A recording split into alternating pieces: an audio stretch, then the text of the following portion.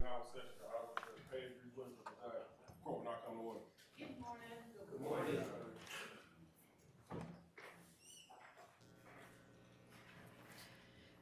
Okay, we need to make sure we have taken care of all of our last-minute housekeeping on the indictment, the verdict forms, the charges. Ms. Percival shared an email yesterday evening that has what we think are the last things we need to take a look at. So if we want to just walk through those. I guess maybe the verdict forms are the easiest thing to look at first.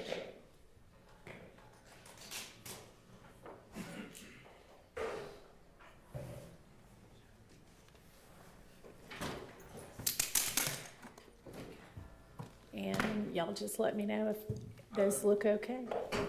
Okay. You're looking at the email that says final doc? Yes, final docs, charges, etc. from about 6 yesterday evening. And it attaches each verdict form, the redacted indictment, which we definitely need to still address some things on, and then the jury charges may change based on what we do with the indictment. So let's just look at the verdict forms first. And hopefully those are actually in final form. This is minor, Your Honor, but do we need an entire page for the Well, overt acts, or is that just a Here's good way the to break thing it? is I thought about doing some lines, but then I didn't want y'all saying, well, if you put 10 lines, that implies that they should find lots of acts. So I thought if we have a blank page, it is literally a blank slate, and they can put nothing, 173, it'll be up to them. So that was my thinking. Well, I certainly prefer that to the lines, so, Okay. but it's All very right. difficult to please us. All right, then that's why it's there. Well, Your Honor, as you know, the state would prefer the lines, but given that you've made it clear, you sort of made your mind up on this issue, I think that this is the most appropriate middle ground. The way it was before implied that there would be very few or any. And this is, as you said, it's a blank space. Okay. All right. So any other items? All right. And I don't know if it's the same thing Mr. Sharp is standing up. On Mr. Stillwell's verdict form. Yep. For count 49 and count 52, just for consistency, I would put the not guilty first and then the guilty. I agree. Don't know how that one happened. Ms. Percival, can you switch those around? Thank you for that catch. Your Honor, I'm going to object on count 2 and count 49. Yes. I don't think we should be putting the victims' names. Why? Well, I mean, if you're going to object, you need to give me a reason. because, I just never, I think it's clear what the two counts are. If we put a date on it, I wouldn't necessarily have a problem with it. I think it's clear that my client's charged with 2 murders. I don't think it's necessary to put the victims' names next to each count. All right. Well, I appreciate that objection. I overrule it. Thank you. All right. Anything else on Mr. Stillwell's verdict form?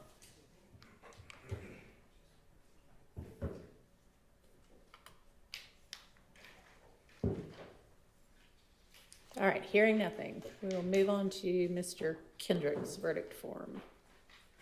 And it's possible that I don't know if we have a guilty, not guilty reversal on that one, but if we do, we'll It's fix correct on that one. Okay. Or consistent. Let's use that word, Okay. consistent, Your Honor.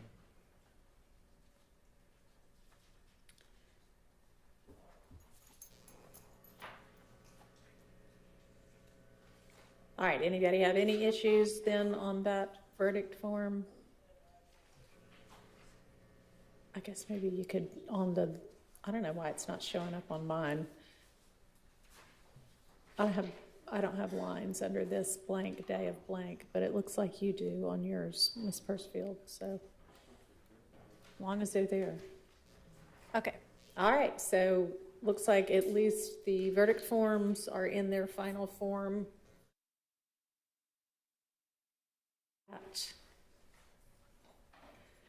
The redacted indictment, and as y'all can see, and from the email, I determined that Overt Act number 175 shouldn't be in there because it seems to not assert one of the necessary elements to have made that a crime.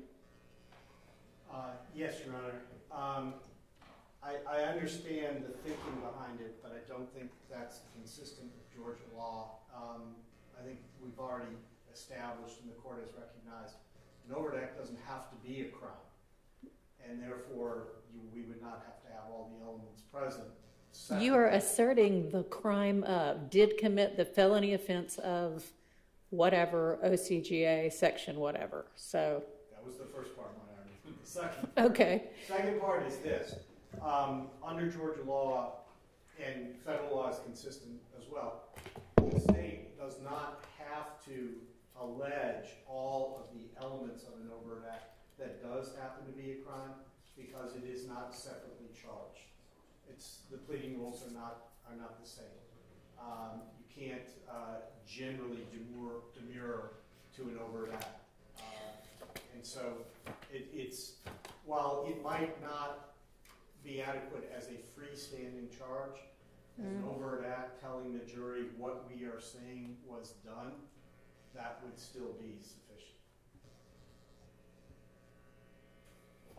They don't have to decide it's a crime. They just have to decide it's an act in furtherance of the conspiracy, because they're not separately convicted of that. I don't agree. If you have law that is on point, show it to me, but if you are asserting he committed the felony offense of possession of a firearm by a convicted felon, previously convicted of a felony involving the use or possession of a firearm, and you cite 1611-133, one of the essential elements of that is that he's possessing it while he's committing a crime. And y'all don't assert that. I understand, Your Honor. As far as it not needing to be a crime, Yates versus United States, 354 U.S. 298. That says if you assert it as a crime inside a statute, it still doesn't have to be a crime? I know an overt act doesn't have to be a crime. Are you saying that Yates is going to tell me that if you assert he committed X crime, you don't have to actually be asserting a crime, even though you're saying pursuant to XYZ statute? So I was citing Yates for the initial principle. That I understand. Okay. I'm not representing to the court that Yates says all of the additional things you said. I don't have a cite off the top of my head, so I'll simply have to represent this to the court. But I will tell you that it is well-established federal case law, for example, that if a defendant is charged, let's say count one is conspiracy, and there is an alleged overt act, that overt act is also alleged as count two, independently. Right. The defendant can be acquitted of count two because the jury finds an element of that separate charge was not found, but it still functions as an overt act in furtherance of the conspiracy. Especially when, like the ones we're talking about here, there's more than one actor involved. There's not here for 175, there's only Mr. Nichols. Okay, all right. I still don't. All right, again, if you find some law that is on point, you let me know. All right. By that reasoning, I'm, if you find some law, we'll deal with it further. Otherwise, let's move I on. agree, I'm with the court, Okay. but I'm wondering if that should also not apply to 174, 189, and 190. So on those, I would like to know, let's see.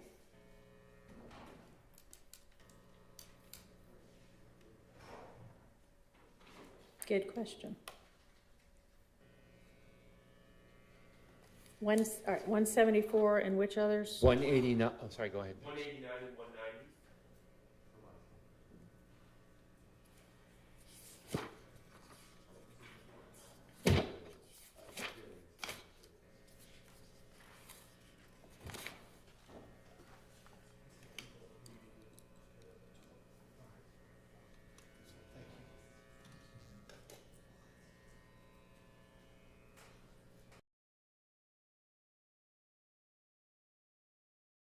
I think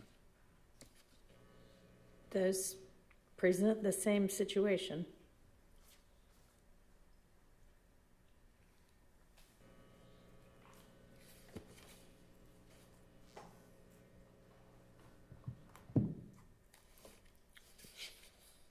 Yeah, I think you're correct.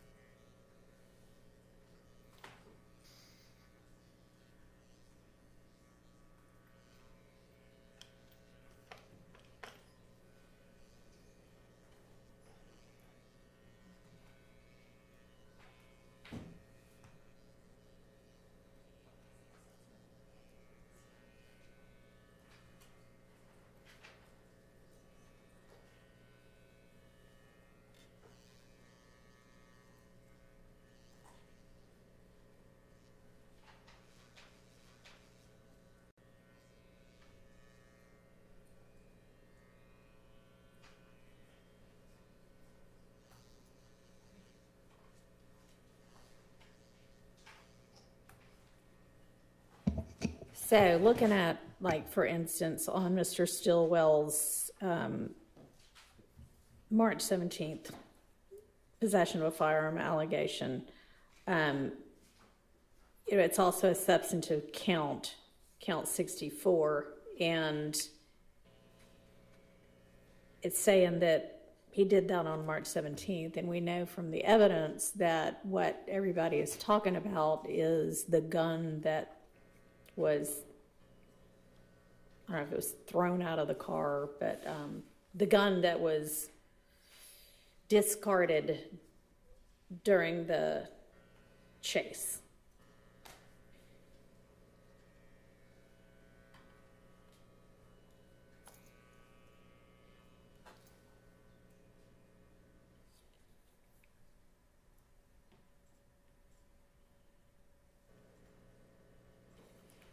And, you know, I mean, I think we were looking at sort of the somewhat odd language of 1611-133. Right. And so I guess my stance, Your Honor, is that ultimately, when it comes down to it, the state did not indict this correctly, and the state did not put it in the overt acts correctly, and they specifically alleged a specific crime in the overt acts. So we moved for a directed verdict on the substantive charges, and Mr. Abate and the state provided case law that saved that and opened up the possibility for a lesser included, and I get that. But I don't see that same mechanism of saving the charge for overt acts. Right. And so that's kind of where we're at. Essentially, I'm suggesting that there should be a directed verdict on the overt acts.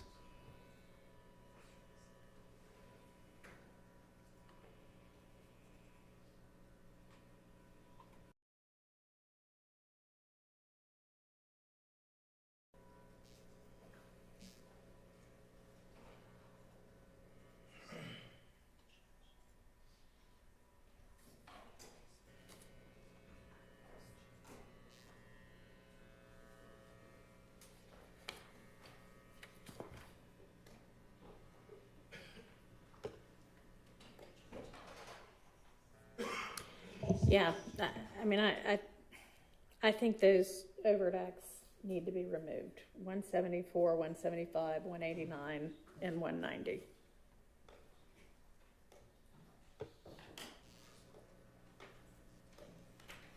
Your Honor, may the state briefly address that issue? Sure. The state does believe that for the reasons that Mr. Floyd was just articulating about the case law for a substantive count of 133, as the court, as we have addressed, you can have the possession of a firearm by a convicted felon because it's a lesser included. Legally speaking, the argument for, an overt act language, which does not have to have as much specificity as a count that the jury is deliberating on. The first language in 190, for example, is possession of a firearm by a convicted felon. It obviously has the superfluous language because it's not completed of the underlying felony, but that same logic for a count, which has to be more perfected than overt acts do, because overt acts do not have to be crimes. I understand they don't have to be crimes, Yes, but they've Your been alleged to be crimes with specific statute numbers. And yet y'all haven't included what would be essential to make them a crime. So are you arguing that the overt acts should be lesser included also, or what are you saying? What's your argument? Your Honor, my argument is that if the jury is tasked to decide if on March 17, 2022, when Shannon Stillwell possessed the firearm by a convicted felon in Previously convicted of a felony involving use or possession of a firearm. Yes, Your Honor. In the state's mind, the lesser included argument on a substantive count is a harder standard to meet than an overt act. There's no such thing as like a directed verdict on an overt act as there is with substantive counts. And so the state believes that same legal principle of why a lesser included of possession of firearm by a convicted felon can be included on a substantive count is even stronger on an overt act. So are you, so I'm Yes, Your clear, Honor. are you asking that these be converted into just possession of a firearm by a convicted felon in the overt acts? As kind of a lesser included crime? Yes, Your Honor, and if the state, or if you, like, for example, if the state, from my understanding, were just to, redact, or essentially, yes, Your Honor. All right. And I'll let Mr. Floyd, Evidence presented for that. It's, and I hope y'all understand what my thinking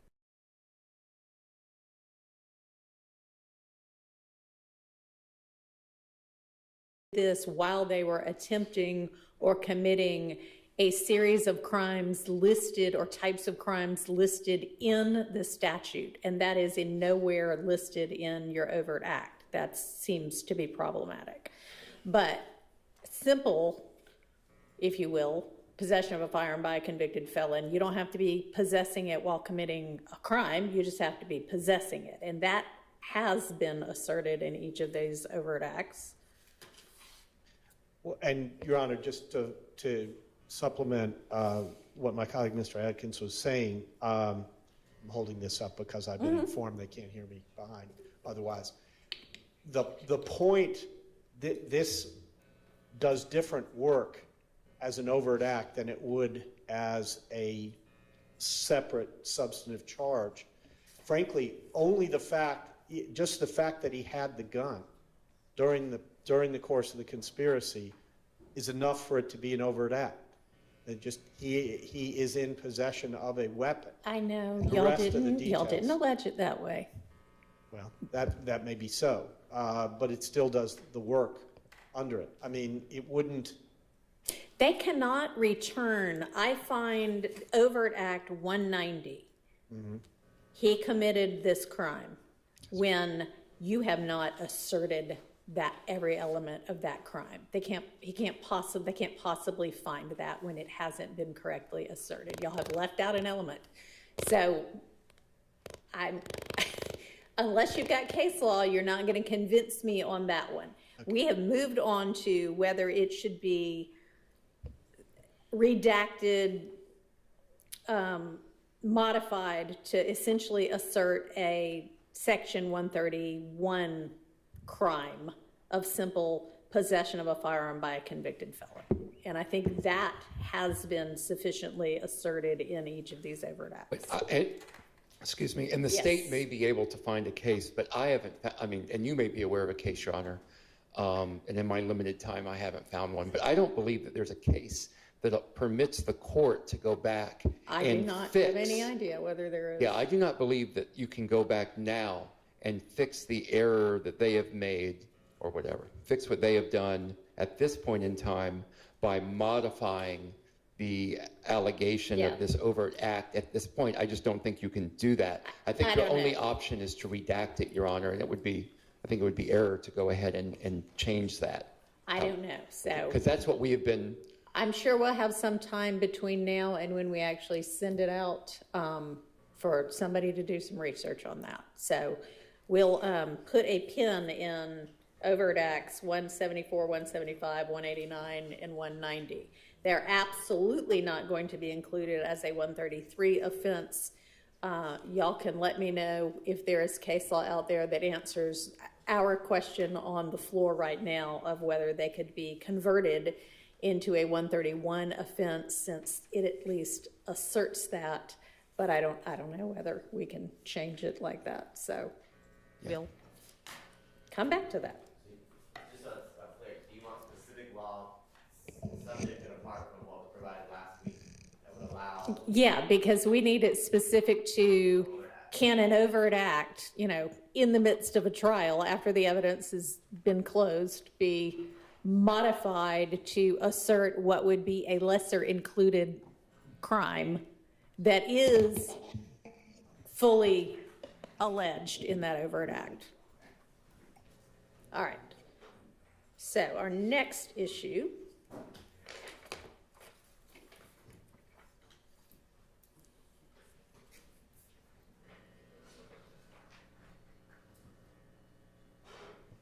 let me jot myself a note down.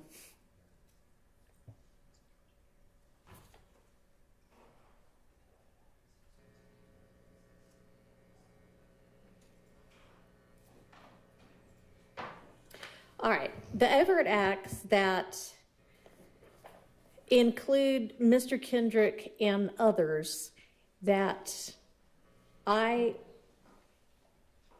granted a directed verdict as to Mr. Kendrick that basically with regard to the possession of cocaine and possession of codeine. And that's easy enough to redact out of the substantive count of the indictment itself, although we actually look at, if y'all can open up the, what count is that, Ms. Pursfield? Starting to say 183. you mean I'm the- sorry, the count. We'll do the substantive count first. I think it's highlighted. 57. Okay. If y'all will look at count 57, the issue, I would just strike possession of codeine with intent to distribute and possession of cocaine out of the indictment. I know that it doesn't really matter with regard to Arnold and Williams. They're on this indictment, but they're not deliberating about them. So it really doesn't matter, I don't think, whether something that those people could be charged with is included or not, because all that the jury is deciding is Mr. Kendrick. So is everybody okay with us just redacting out possession of codeine with intent to distribute and possession of cocaine on the substantive count? I'm okay with that, Your Honor. Yes, Your Honor. Okay, all right. Now, the somewhat more complicated issue is when we go back to the overt acts, because that same thing is essentially included as an overt act as well, and those start around overt act 183.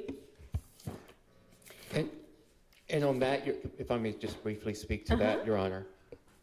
I mean, we have a similar situation, I guess, that we're fighting with those others, and that the question is, do you redact the entire count, right? And I think not, because with an overt act, it doesn't have to be that Mr. Kendrick was the one that the jury determines whether or not committed. The other people, they could but think, well, Mr. Williams possessed that codeine, so. But here's the problem with that. Let's say they come back in the jury verdict form and they list 183 as one of the overt acts that they find, right? We don't know if they found that Right. because they found that Mr. Kendrick. Agreed. So here's a possibility. All right. So I'm going to throw this out here, and y'all can let me know what you think. If we have a 183 that alleges that the three people that are included, Arnold, Kendrick, and Williams, possessed marijuana with intent to distribute and a firearm during the commission of a felony, because those are still live with regard to Mr. Kendrick, and then maybe a 183A that says, you know, or posits that Arnold and Williams possessed the codeine and the cocaine.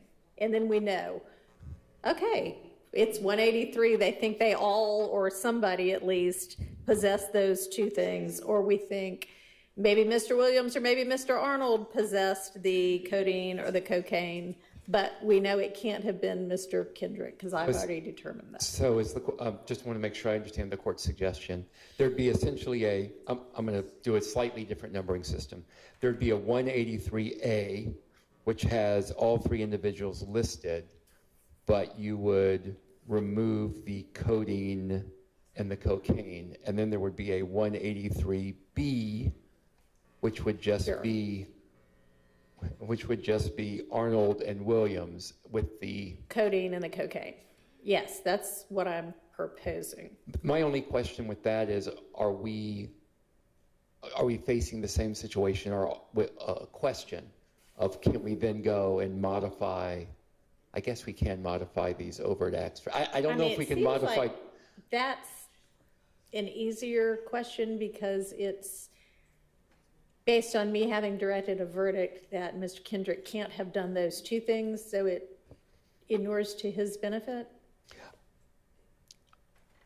I'm willing to go with your suggestion, as long as it's not taken by the court or anyone else, that I'm conceding that the ability to modify this overt act for A and B due to a directed verdict is a concession that you can modify those other overt acts that we referred to earlier. Understood. And if we find out that you in no way can modify, then I guess our solution would be to just strike those two things entirely. But I don't think that is actually fair to the state, when it could be that, you know, they asserted that all three of them did that, and it could be that the jury thinks one of them did that. Yeah, and I'm not, while I probably should, I'm not disagreeing with the court on what you're saying with respect to that. The real key is going to be if we can find any law and what that law says. Sure. That'll be determinative Right. of some of those issues. You say I probably should, but you shouldn't if you, I mean, I mean, I appreciate that you take your duty of candor seriously. I really do. Thank So you. thank you. Yes, sir. Your Honor, with regard to Act 183, Yeah. if the jury unanimously finds that this overt act was in furtherance of the conspiracy, Yeah. I believe with the instructions the court will be giving, when you have multiple parties, you know, and could mean, you know, and can be or in pleadings. And so if the jury finds that this, which includes Mr. Arnold, Mr. Williams, and Mr. Kendrick, if they find it's an act in furtherance of the conspiracy, it would be attributable against Kendrick and Stillwell. So I believe the state's current belief is that the way it is worded is safe with the instructions the court will be given about possession, constructive, actual, how you read and in indictments or pleadings, so that the jury, who's presumed to follow the court's instructions, will use those legal principles. And if they do find this overt act is in furtherance, it will be following that law. Here's the Yes, Your challenge with that, and just kind of think through this hypothetical with me. We have got overt act 183 that says Arnold, Kendrick, and Williams. Let's assume that the only overt act the jury comes back with is 183. And all we know is they found 183. But how do we know then that they didn't say, you know what, I think Mr. Kendrick possessed codeine with intent to distribute. That is all I think, and that is why I'm finding this count. When I have already directed a verdict against the state and on the side of Mr. Kendrick with regard to that, that seems problematic. And then the whole case gets reversed, assuming that that's what happens. Understood, And Judge. I doubt if that's going to come to fruition, but legally speaking, that's my worry with leaving it the way it is. Understood, Your Honor. I'm thinking through it with the court Yeah. right now. Okay. So if we could come back to this. All right. Thank you, Your Honor. I guess what doesn't make sense is we didn't have to charge the separate offenses. We could have just put those offenses like we did in the overt act, and your directed verdict on those obviously would have had no. That's true. count because there's no directed verdict. That's true, but I'm worried about an inconsistent verdict, which is not allowed. Well, inconsistent verdicts in Georgia are allowed. There is no, Georgia doesn't have inconsistent verdicts in what they don't go. Well, what is it that we phrase it? It's not inconsistent. What is it called? Repugnant.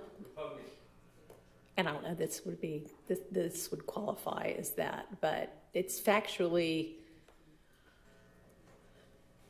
I don't know the answer. Your Honor, I just know the question. I think we'll have time to return to this. Okay. I'd like to bring you, I'd like you to bring you some authority. But Okay. I can tell you that my understanding under analogous federal law is that there is not such a thing as an inconsistent verdict as between a substantive count on a charge and that being an overt act. The jury could find it to be the overt act, even though the substantive count they rejected explicitly. That's Okay, not but that's not them, all right. If you can, I think that would be an inconsistent verdict, which wouldn't be problematic. Our situation is not that. Let's assume that nobody else is charged, that it's just Mr. Kendrick who it's alleged to have done overt act 183. And I have directed, and it's only, codeine. And I've directed a verdict on that count with regard to the substantive count. Yep. Could we then leave that overt act in? When I've said as a matter of law? Actually, I believe the answer. So that's our question. Right, understood. It helps to frame the question. Okay. And we're going to come back and talk about it, so I don't want to. All right. I'd like to be better. Think it through informed before we and know what the case law make is. better use of our time. Okay. Thank you. Appreciate it. All right. The next thing is on the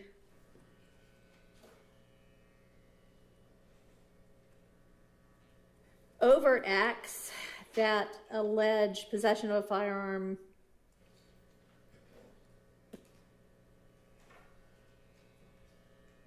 by a convicted felon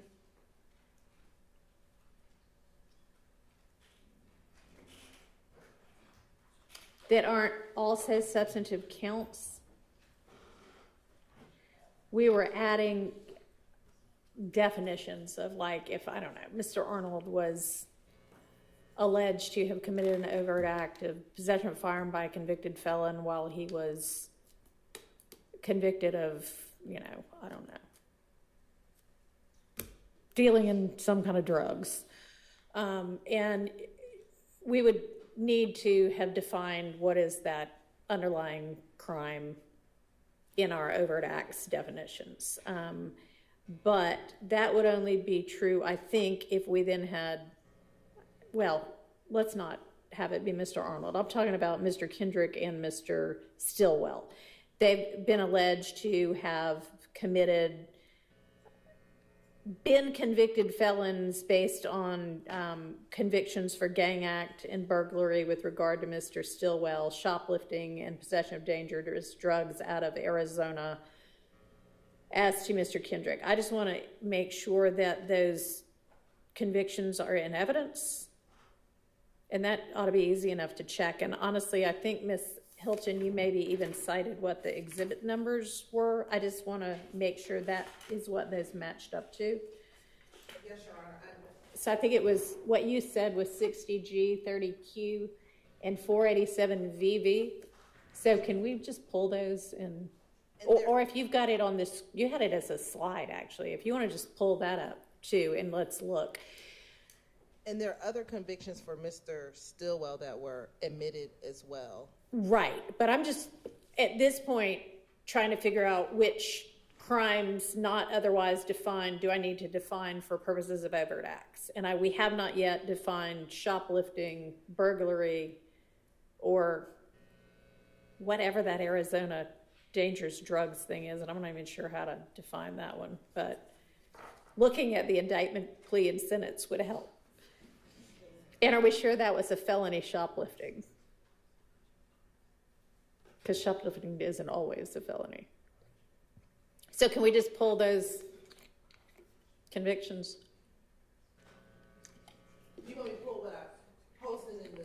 I mean, the actual You want me to pull the piece of evidence would be probably the easiest.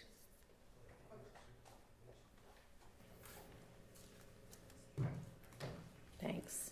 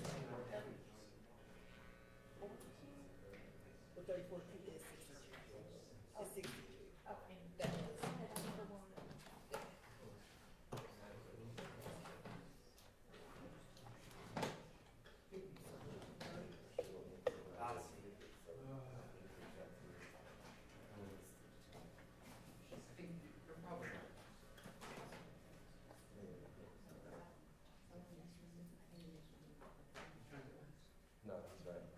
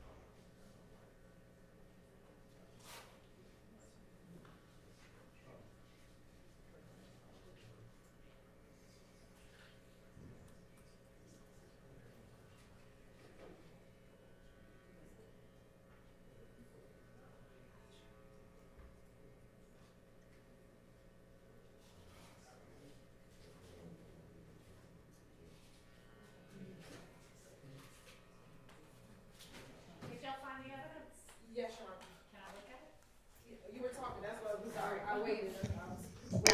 We were just dealing with other issues.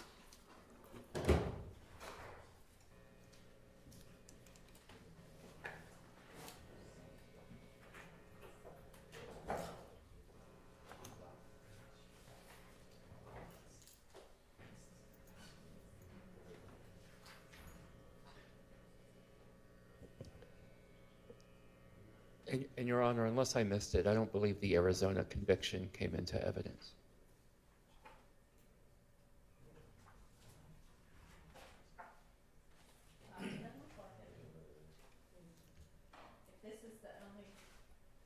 If 438 VV, now you had cited in your closing presentation 487 VV. It was 438 BB, which is this. Okay. For. All right. So it doesn't look like the Arizona conviction came in. So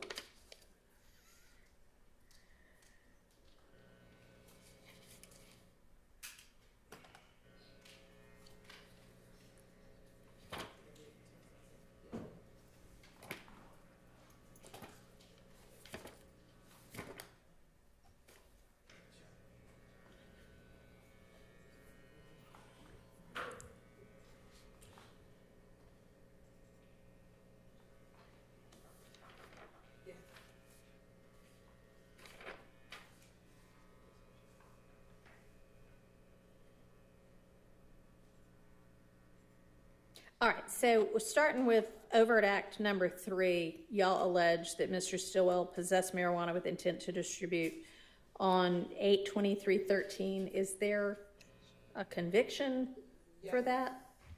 And which one is that? That is going to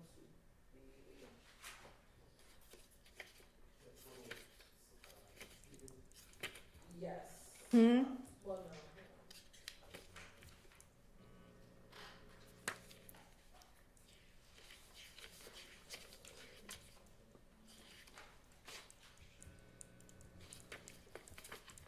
It's neither of these. I'm looking at the other one here. Aren't there 3 for Mr. Stillwell? Yes, Your Honor. All right, you handed me 2. I handed you the 2 that we discussed. Okay, can you hand me all of the convictions for each of them that are in evidence? I just assumed that you had cited all of them in your closing, but that's okay.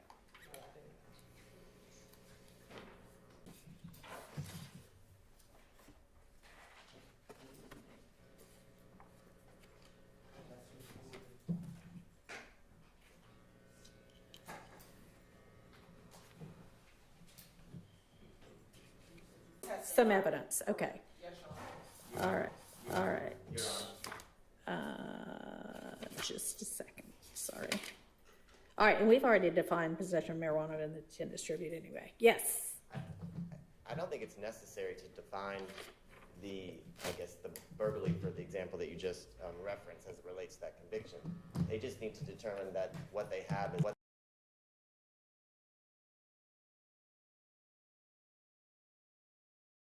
Adding extra charges Okay. and confusion to the jury to have. I see what you mean.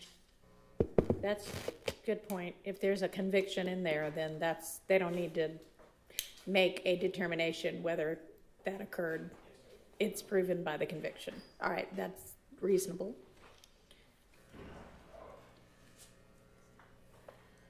All right, so then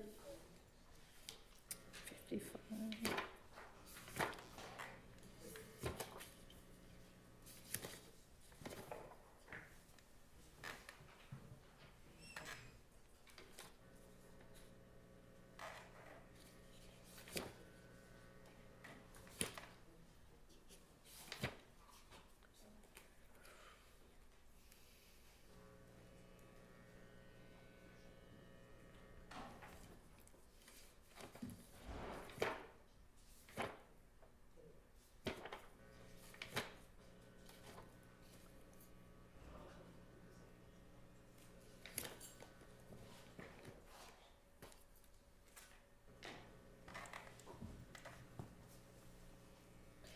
So Are there other overt acts that have been proven by somebody else's conviction being admitted, such that we wouldn't have to define those either?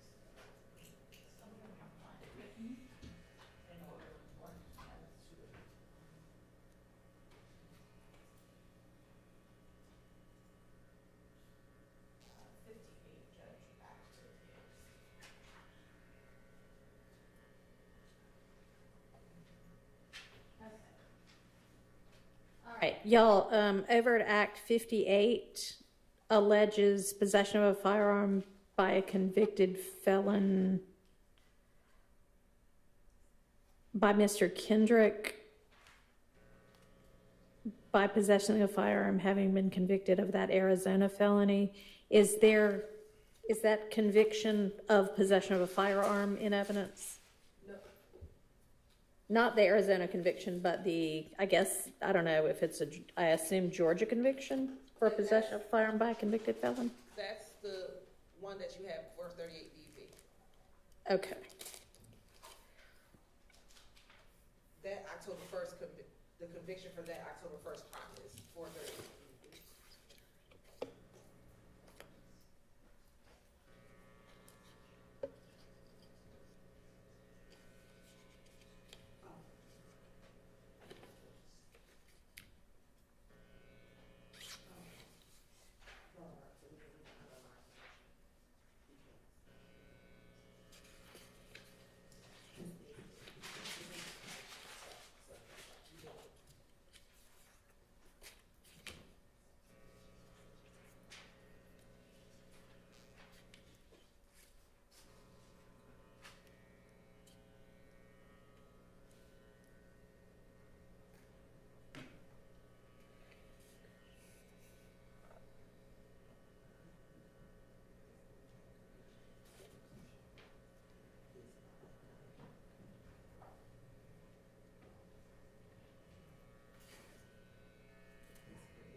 All right.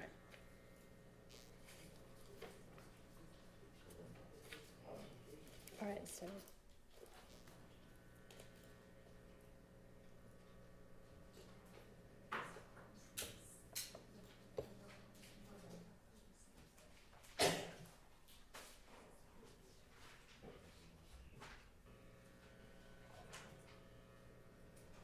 All right, I'm gonna give y'all back all of this evidence so you can put it back where it goes.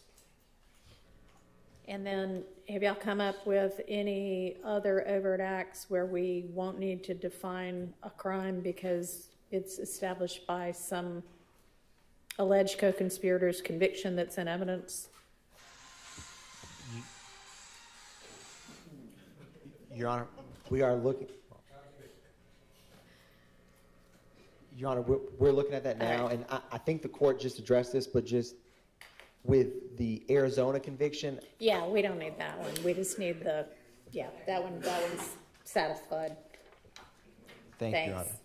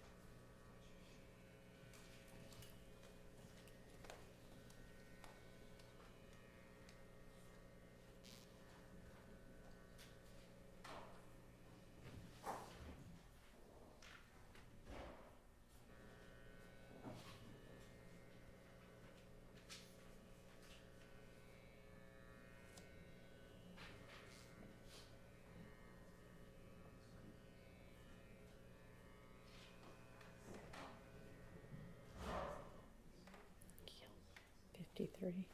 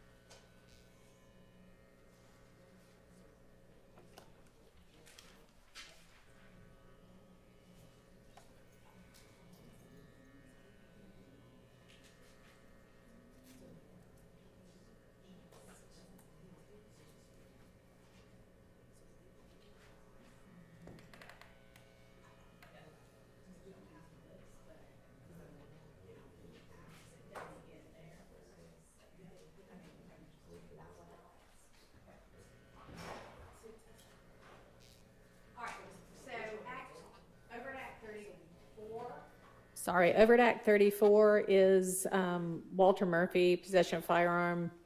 Do we have, is that established by a conviction? Or am I going to need to define robbery? It's established by conviction, so you would need to define robbery. Okay, that may have been the only reason we were defining robbery, so we would not need to if there's a conviction in for him. So we can take that out of our jury charge.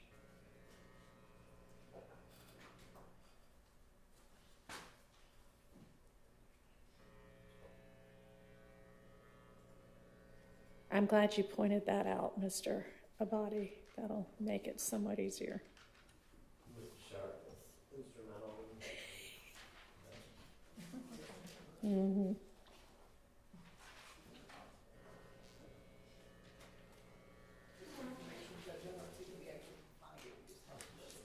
Oh. All right, I'll have to look in a second.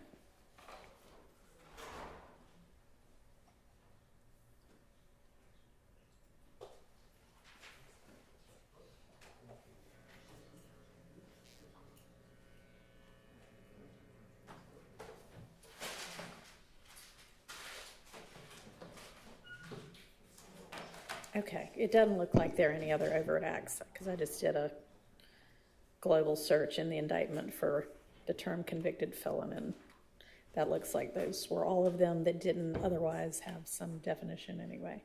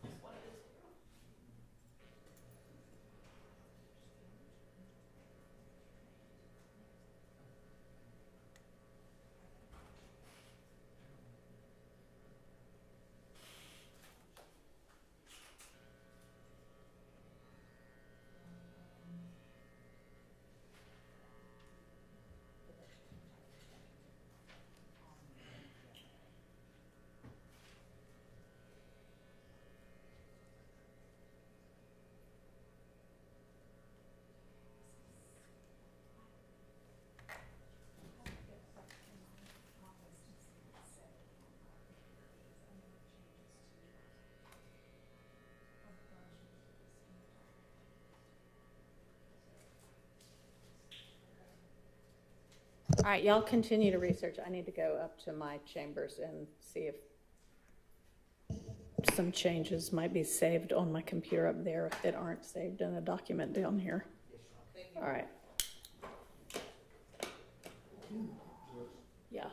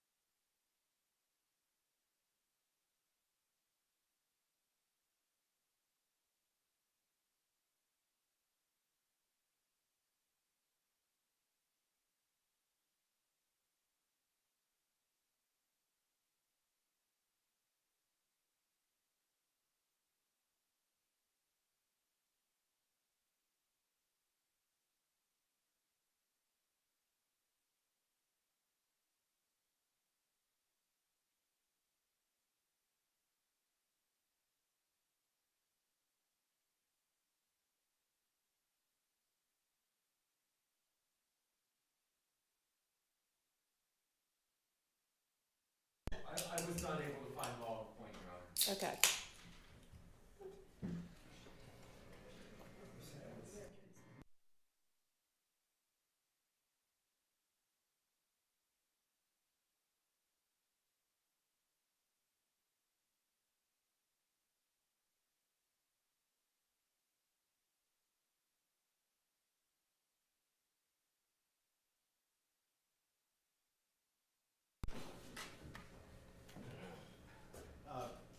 Your Honor, we've located some authority on main cases, United States versus Elliott 571, F second 880. It's a former Fifth Circuit case.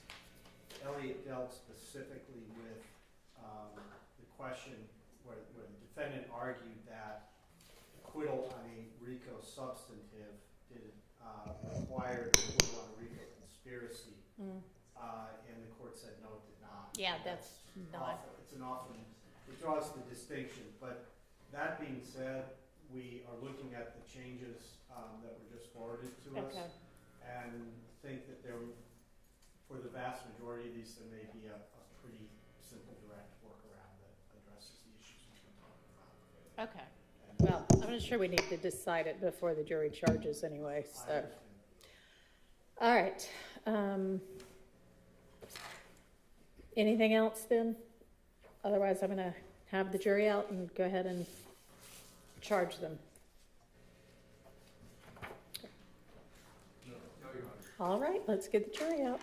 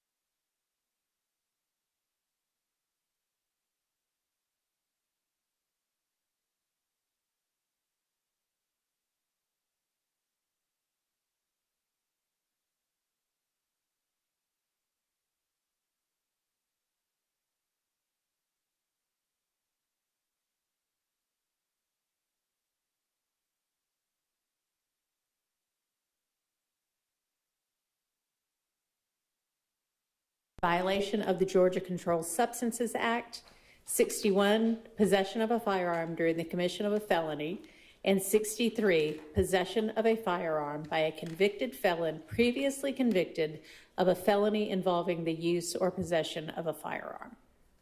Mr. Stillwell has been indicted for counts 1, conspiracy to violate the Racketeer Influenced and Corrupt Organizations Act. 2 and 49 are counts of murder. 50, participation in criminal street gang activity pursuant to subsection 1 of that statute. 51, participation in criminal street gang activity pursuant to subsection B of that statute. 2 counts of possession of a firearm by a convicted felon previously convicted of a felony involving the use or possession of a firearm in counts.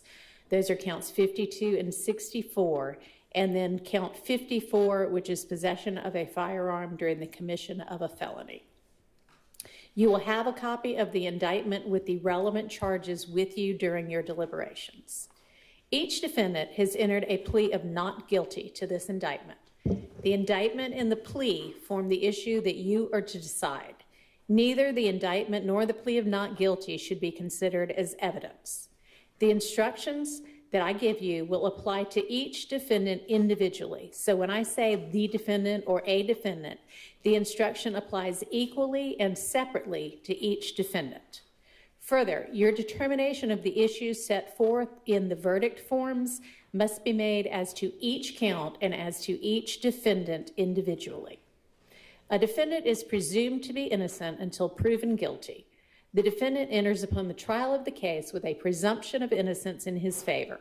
This presumption remains with the defendant until it is overcome by the state with evidence that is sufficient to convince you beyond a reasonable doubt that the defendant is guilty of the offense charged. No person shall be convicted of any crime unless and until each element of the crime is proven beyond a reasonable doubt. The burden of proof rests upon the state to prove every material allegation of the indictment and every essential element of the crime charged beyond a reasonable doubt. There is no burden of proof upon the defendant whatsoever, and the burden never shifts to the defendant to introduce evidence or to prove innocence. However, the state is not required to prove the guilt of the accused beyond all doubt or to a mathematical certainty. A reasonable doubt means just what it says. It's a reasonable doubt is the doubt of a fair-minded and impartial juror honestly seeking the truth. A reasonable doubt is a doubt based upon common sense and reason. It does not mean a vague or arbitrary doubt.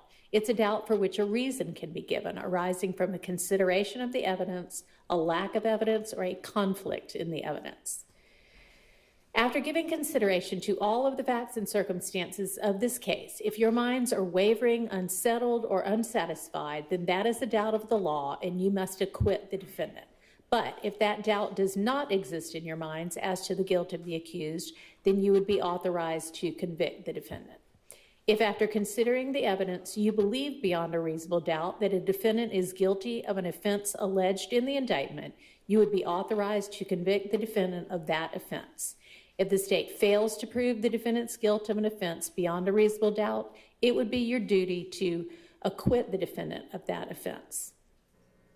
Facts and circumstances that merely place upon the defendant a grave suspicion of the crime charged or that merely raise a speculation or conjecture of the defendant's guilt are not sufficient to authorize a conviction of the defendant. Your oath requires that you will decide this case based upon the evidence. Evidence is the means by which any fact that is put in issue is established or disproved. Evidence includes the testimony of the witnesses, the exhibits admitted during the trial, and any stipulations of the attorneys, which are facts to which the attorneys have agreed. Evidence does not include the indictment, the plea of not guilty, opening or closing remarks of the attorneys, or questions asked by the attorneys. The parties have entered into stipulations about certain facts, and these 4 stipulations are marked as joint exhibits. Where parties stipulate facts, that is in the nature of evidence, you must take that fact or those facts as a given without the necessity of any further proof. You make all decisions based on the evidence in this case. Evidence may be either direct or circumstantial or both. In considering the evidence, you may use reasoning and common sense to make deductions and to reach conclusions. You should not be concerned about whether the evidence is direct or circumstantial. There's no legal difference in the weight that you may give to either direct or circumstantial evidence.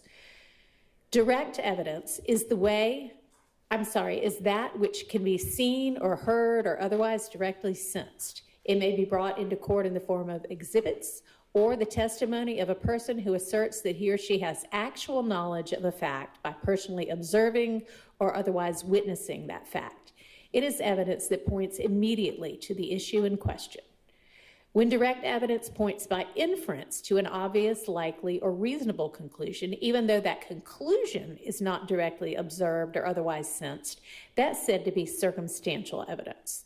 Circumstantial evidence is the proof of facts or circumstances by direct evidence from which you may infer other related or connected facts that are reasonable and justified in light of your experience.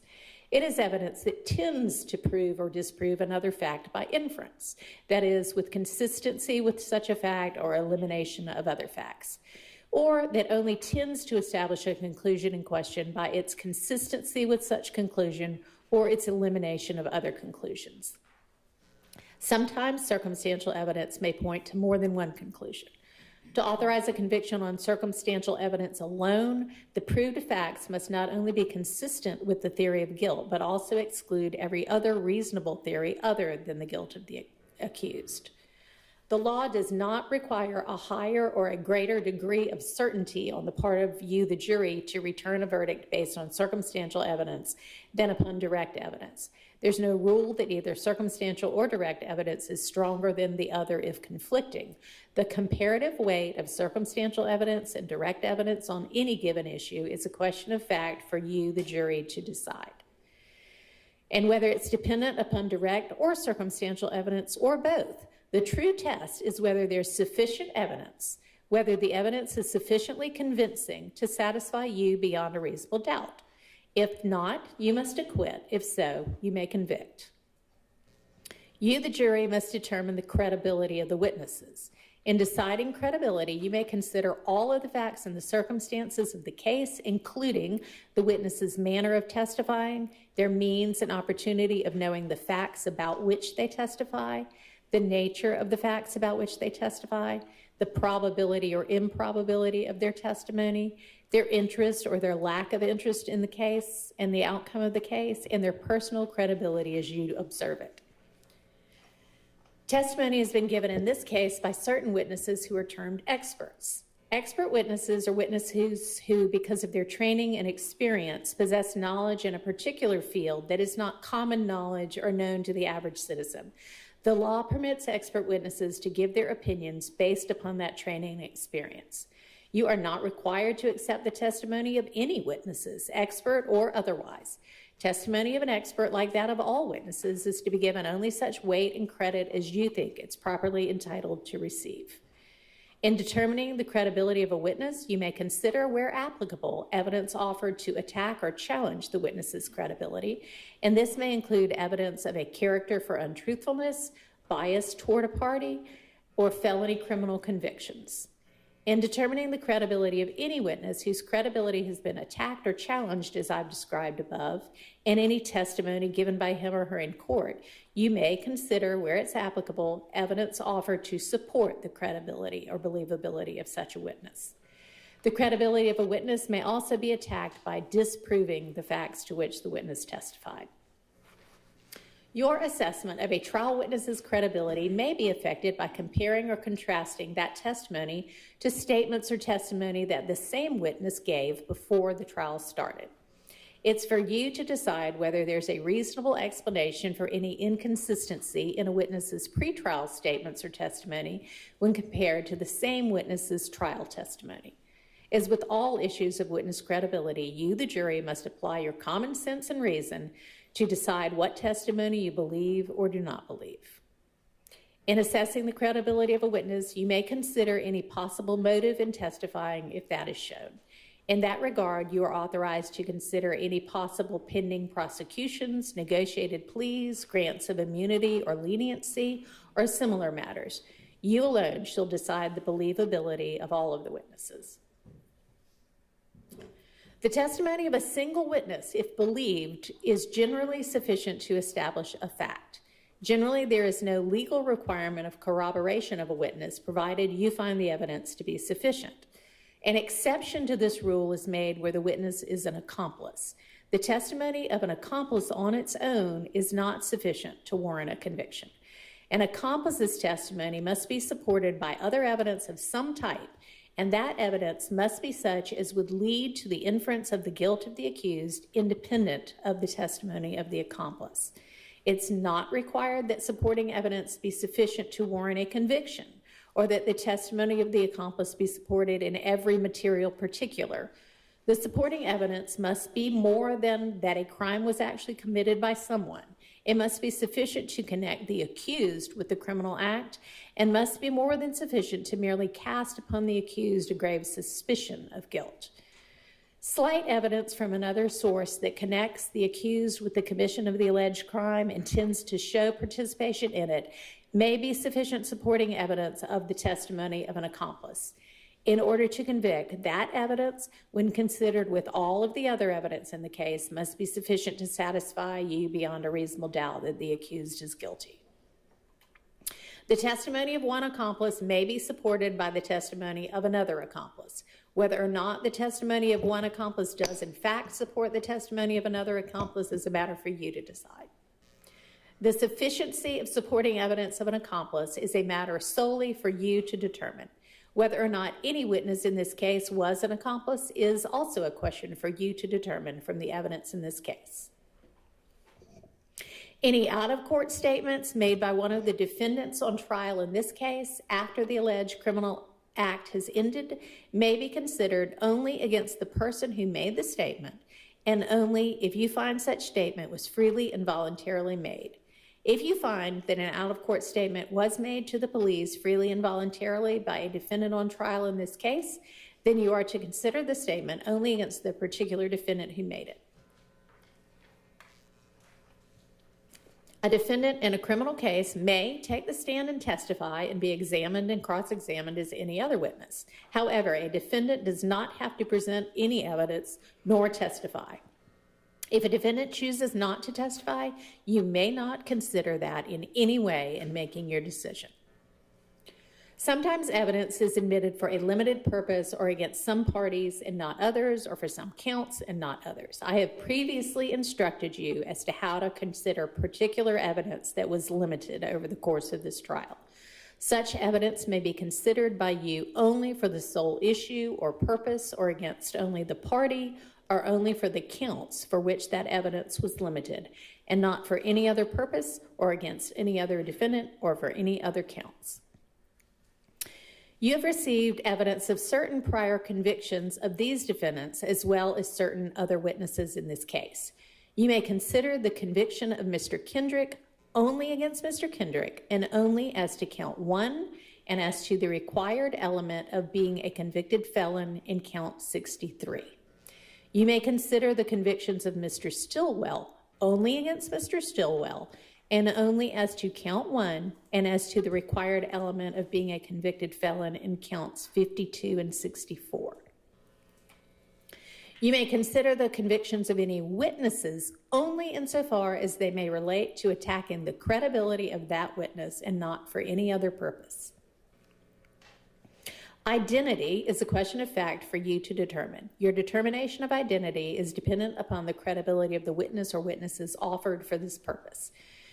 You should consider all of the factors previously charged to you regarding credibility of witnesses. In addition, some but not all of the factors you may consider in assessing the reliability of any identification are the opportunity of the witness to view the alleged perpetrator at the time of the alleged incident, the witness's degree of attention toward the alleged perpetrator at the time of the alleged incident, the possibility of mistaken identity, whether the witness's identification may have been influenced by factors other than the view that the witness claimed to have had, whether the witness on any prior occasion did not identify that person as the alleged perpetrator, and the length of time between the crime and the out-of-court or any out-of-court identification. It's for you to say whether under the evidence in this case, the testimony of the witnesses and the facts and circumstances of the case sufficiently identify someone beyond a reasonable doubt as the alleged perpetrator or a party to an act. It is not necessary that the defendant show that another person committed the alleged act. The burden of proof never shifts to the defense. Defendants are charged with crimes against the laws of this state. A crime occurs when a law is violated by a defendant's intentional action. Intent is an essential element of any crime and must be proved by the state beyond a reasonable doubt. Intent may be shown in many ways, provided that you, the jury, believe it existed from the facts proven before you. It may be inferred from the proven circumstances or by acts and conduct, or it may, in your discretion, be inferred when it is the natural and necessary consequence of the act. Whether or not you draw such an inference is a matter solely within your discretion.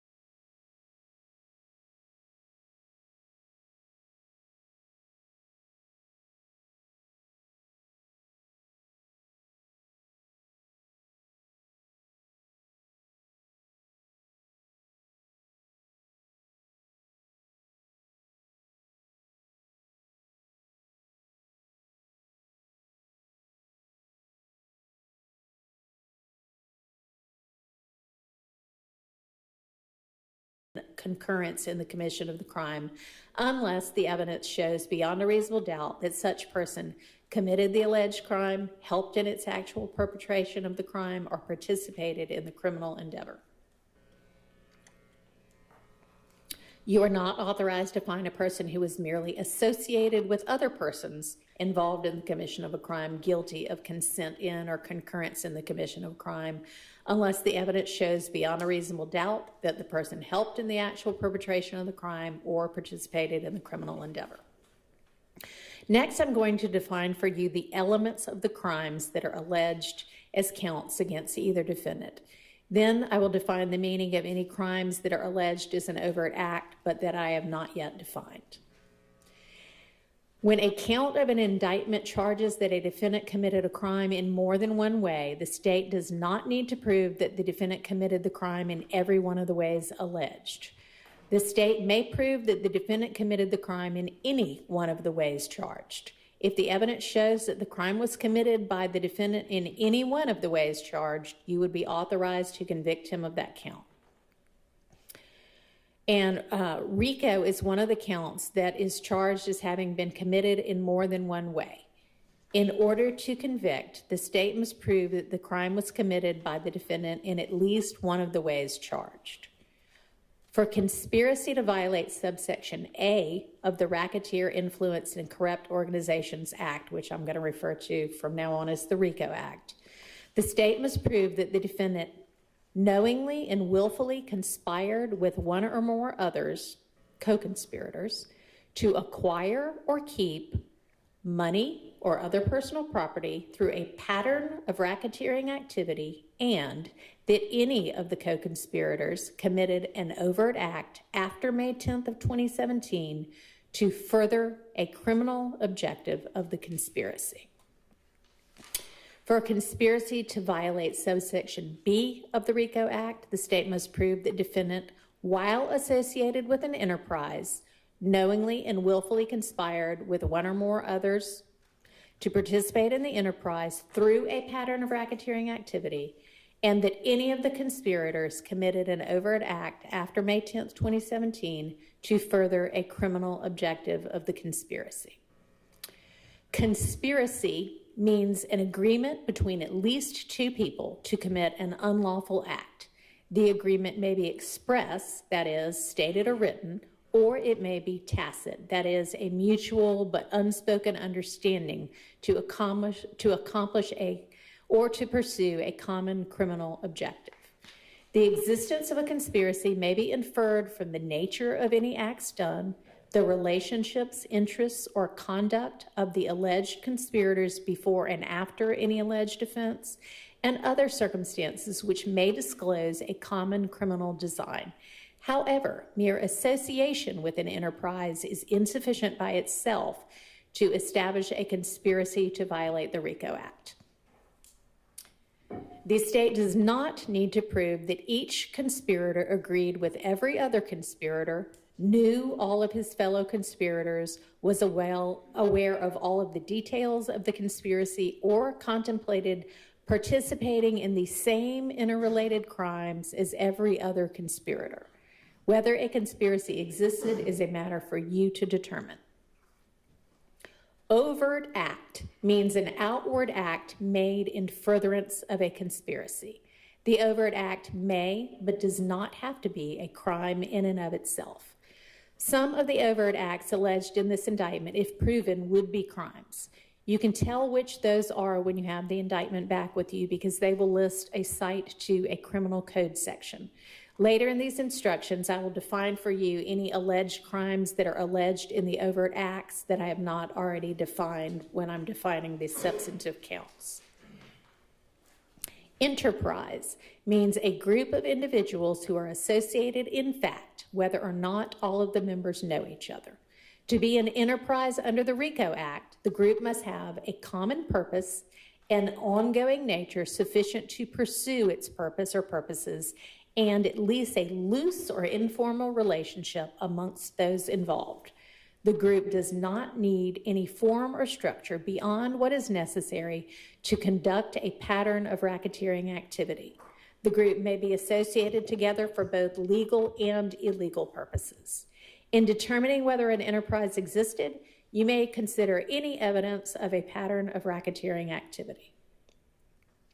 When people conspire together in an unlawful enterprise, any act done by any of the conspirators to further the unlawful enterprise is considered to be an act of all of the conspirators.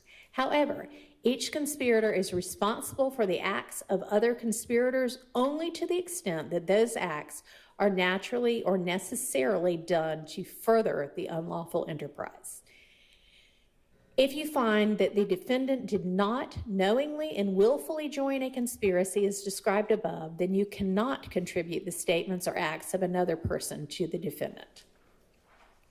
Racketeering activity means committing or attempting to commit any of these crimes: murder, attempted murder, aggravated assault, aggravated battery, theft by receiving stolen property, armed robbery, terroristic threats, use of an item with an altered identification mark, possession of a firearm during the commission of a felony, possession of a machine gun, possession of a firearm by a convicted felon, possession of a firearm by a first offender probationer, possession of a weapon by an inmate, possession of a cell phone by an inmate, possession of codeine with intent to distribute, possession of hydrocodone with intent to distribute, possession of marijuana with intent to distribute, possession of MDMA with intent to distribute, possession of methamphetamine with intent to distribute, possession of cocaine, or possession of oxycodone.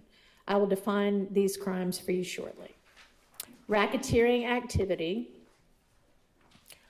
also means any act or threat that involves murder, robbery, theft by receiving stolen property, or dealing in narcotic or dangerous drugs. A pattern of racketeering activity means engaging in at least 2 acts of racketeering activity within 4 years of each other in furtherance of one or more interrelated incidents, schemes, or transactions. Interrelated here means acts that have the same or similar intents, results, accomplices, victims, or methods of commission, or that are otherwise interrelated by distinguishing characteristics and that are not isolated incidents. The criminal objectives of the conspiracy alleged here are preserving, protecting, and enhancing the reputation, power, and territory of the enterprise through acts of racketeering activity, including murder, assault, and threats of violence, obtaining money, weapons, or other property through acts of racketeering activity, including robbery, theft, and the unlawful sale and distribution of drugs, and obstructing law enforcement investigations and court proceedings through witness intimidation and attacks upon law enforcement officers. A person commits the offense of violation of the Georgia Street Gang Terrorism Prevention Act, which I'm going to refer to from now on as the Gang Act, when that person, while associated with a criminal street gang, commits a crime that constitutes criminal gang activity.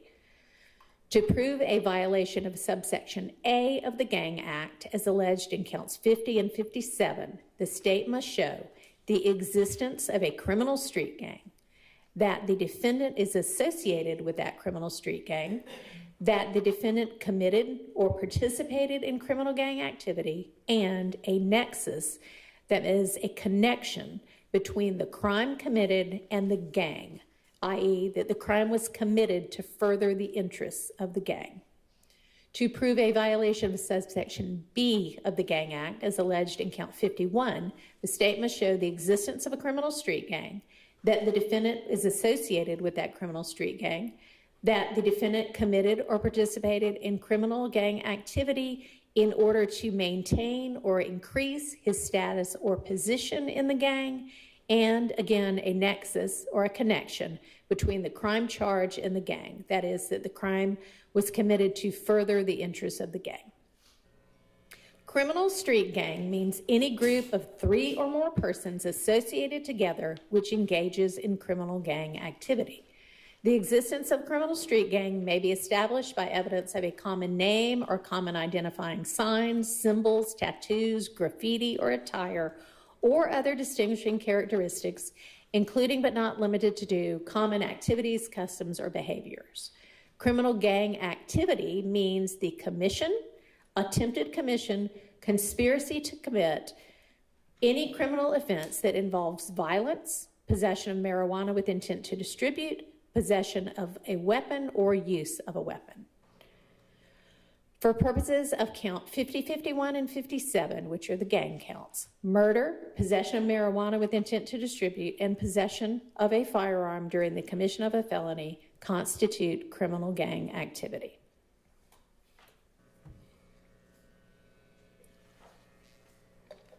For malice murder, the state must prove that a defendant caused the death of another person unlawfully and with malice aforethought.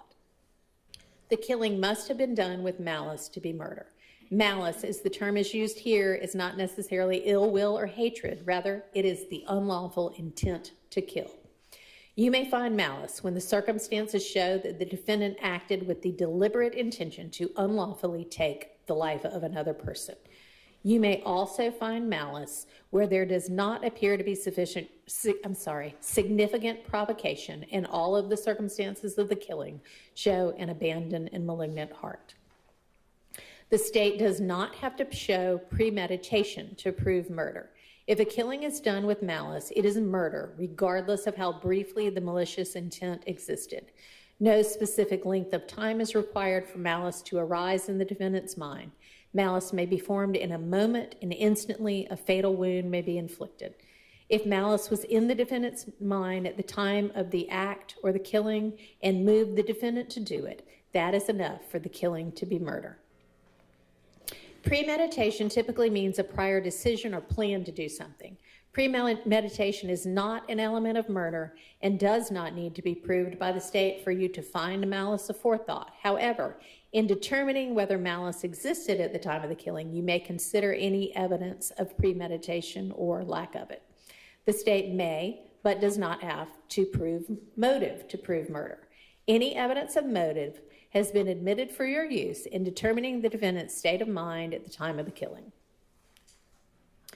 For possession of a firearm during the commission of a felony, the state must prove that a defendant had a firearm on his person or within arm's reach of his person while committing a felony, which is one of the following: a crime against or involving another person, or a crime involving possession of marijuana with intent to distribute.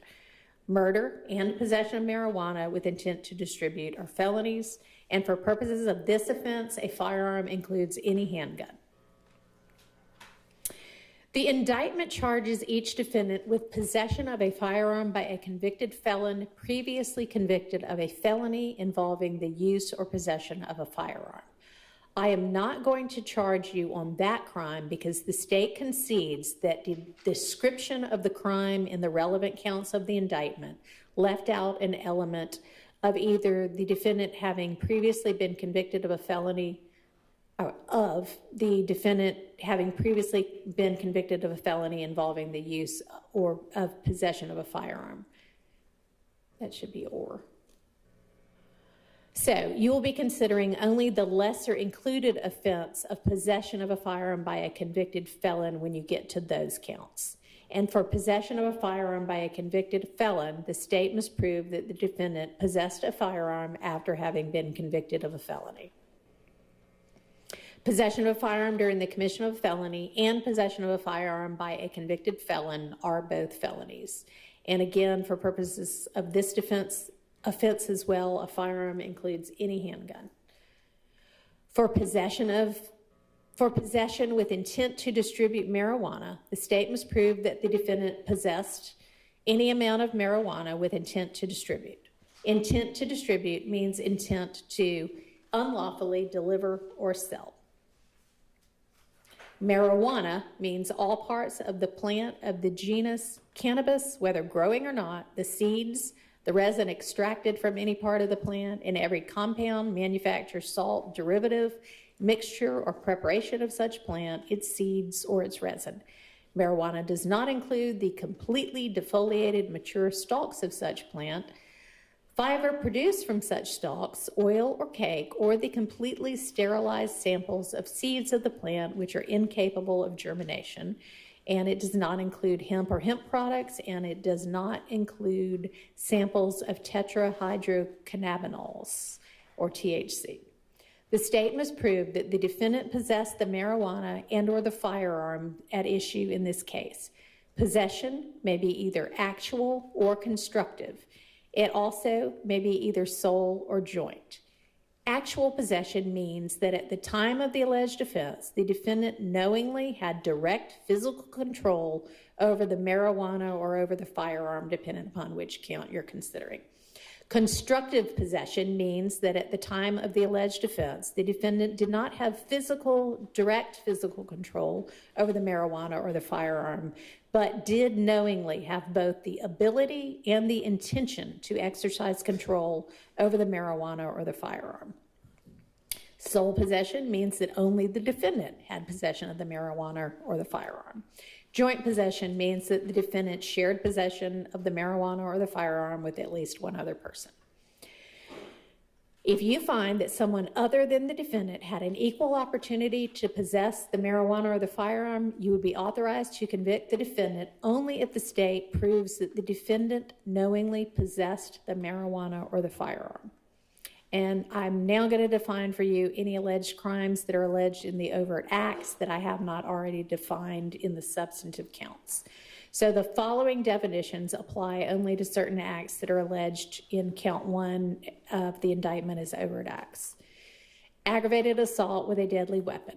For aggravated assault, the state must prove that the alleged perpetrator assaulted another person with a deadly weapon. Assault means to commit or to attempt to commit a violent injury on the person of another. And to prove assault, the state doesn't have to prove the other person was actually injured. However, the state must prove that the alleged perpetrator attempted to cause a violent injury to the person. An offensive weapon is any object that is likely to cause or actually does cause death or serious bodily injury if used against someone. A firearm, when used in the way a firearm is ordinarily used, is a deadly weapon. Aggravated battery. For this crime, the state must prove that, for aggravated battery, the state must prove that the alleged perpetrator maliciously caused bodily harm to another person by seriously disfiguring a part of the body. In deciding whether or not an alleged perpetrator acted maliciously, understand that malice is not ill will or hatred. Malice in this context means an intent to cause the resulting bodily harm without justification or excuse. Malice also means willfully doing an act while aware of a strong likelihood that the particular bodily harm may result. For armed robbery, the state must prove that the alleged perpetrator took another person's property from the immediate presence of the other person by using an offensive weapon and with the intent to commit theft. An offensive weapon is an object that's either likely to cause or actually does cause death or serious bodily injury if it's used against someone. Conspiracy to commit murder. A person commits conspiracy to commit murder when that person conspires with one or more others to commit the crime of murder. Murder has been previously defined. Criminal attempt. A person commits criminal attempt to commit a crime when, with the intent to commit that crime, the person performs any act that constitutes a substantial step towards the commission of the crime. Criminal gang activity has been previously defined. Criminal use, a person of an article with an altered identification mark. A person commits the offense of criminal use of an article with an altered identification mark when he possesses a firearm from which he knows that the manufacturer's serial number or any other distinguishing number or identification mark has been removed for the purpose of concealing or destroying the identity of that article. Possession of a firearm by a convicted felon has been previously defined, but in addition, with regard to that offense, possession of MDMA with intent to distribute, possession of cocaine, and robbery are felonies. Possession of a firearm by a first offender probationer. For possession of a firearm by a first offender probationer, I need to add that word, probationer. The state must prove that the alleged perpetrator possessed a firearm while on probation for a felony as a first offender. Robbery and criminal damage to property are felonies. Possession of a firearm during the commission of a felony has been previously defined, but in addition, for these overt acts, possession of codeine with intent to distribute and possession of cocaine are felonies. Possession of a machine gun. The state must prove that the alleged perpetrator possessed a machine gun during the commission of any of the following offenses: participation in criminal street gang activity, possession of marijuana with intent to distribute, possession of codeine with intent to distribute, and possession of cocaine. A machine gun means any weapon which shoots or is designed to shoot automatically more than 6 shots without manual reloading by a single function of the trigger. Possession of controlled substances. For possession of cocaine or oxycodone, the state must prove that the alleged perpetrator possessed any amount of cocaine or oxycodone, both of which are controlled substances. Possession with intent to distribute. For possession with intent to distribute codeine, hydrocodone, marijuana, MDMA, or methamphetamine, the state must prove that the alleged perpetrator possessed any amount of marijuana or any amount of codeine, hydrocodone, MDMA, or methamphetamine, which are controlled substances, with intent to distribute. And intent to distribute means intent to unlawfully deliver or sell. Sale of marijuana. For sale of marijuana, the state must prove that the alleged perpetrator sold any amount of marijuana, and sell here means to transfer marijuana in exchange for money or anything else of value. Possession of a weapon by an inmate. For possession of a weapon by an inmate, the state must prove that the alleged perpetrator, while an inmate, possessed an unauthorized weapon. For possession of a telecommunication device by an inmate, the state must prove that the alleged perpetrator, while an inmate, possessed an unauthorized cell phone. Conspiracy to possess a telecommunication device by an inmate. A person commits conspiracy to possess an unauthorized telecommunication device by an inmate when that person conspires with one or more others to commit the crime of possession of a telecommunication device by an inmate. For terroristic threats, the state must prove that the alleged perpetrator threatened to commit a crime of violence and that the threat was made. Theft by receiving stolen property.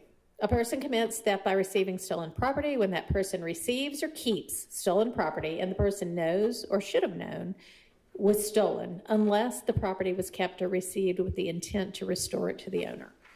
Knowledge on the part of the alleged perpetrator that the property was stolen, or evidence sufficient to show beyond a reasonable doubt that the alleged perpetrator had reason to know the property was stolen, is an essential element of this offense. Knowledge that the property was stolen may be shown by circumstances that would excite suspicion in the mind of an ordinary person. The burden is on the state to prove beyond a reasonable doubt that the alleged perpetrator had knowledge, or under all the circumstances should have had knowledge, that the property in question was stolen and was in the alleged perpetrator's possession. All right, that's it for the overt act crimes. All right, the law provides that criminal action shall be indicted and tried in the county in which the crime was committed. In a prosecution in any case in which it can't be determined that what county the crime was committed, venue is proper and may be proved in any county in which the evidence shows beyond a reasonable doubt it might have been committed. We don't have that here, do we? So essentially just the state must prove that the criminal actions alleged as counts in this case, that they have to be tried and indicted and tried in the county in which the crime was committed. So venue, that is that the crime was committed in a particular county, is a jurisdictional fact that must be proved by the state beyond a reasonable doubt as to each crime charged in the indictment, just as any other element of the offense. Venue may be proven by direct or circumstantial evidence or both. To prove venue for the RICO count, the crime is considered to have been committed in any county in which an incident of racketeering occurred or in which an interest or control of an enterprise or personal property was acquired or maintained. The defendants are each charged with certain offenses that are set forth in various counts of the indictment. Each count is a separate and distinct offense, and you must independently evaluate the evidence against each defendant and as to each offense. The fact that you reach a conclusion with respect to one offense or with respect to one defendant does not necessarily mean that the same conclusion will apply to any other charged offense or to another defendant. Each count of the indictment before you is separate and distinct. You must evaluate evidence as to one count independently from evidence of each other count. You must evaluate the evidence as to each defendant independently, and you must render a verdict as to each count and as to each defendant individually.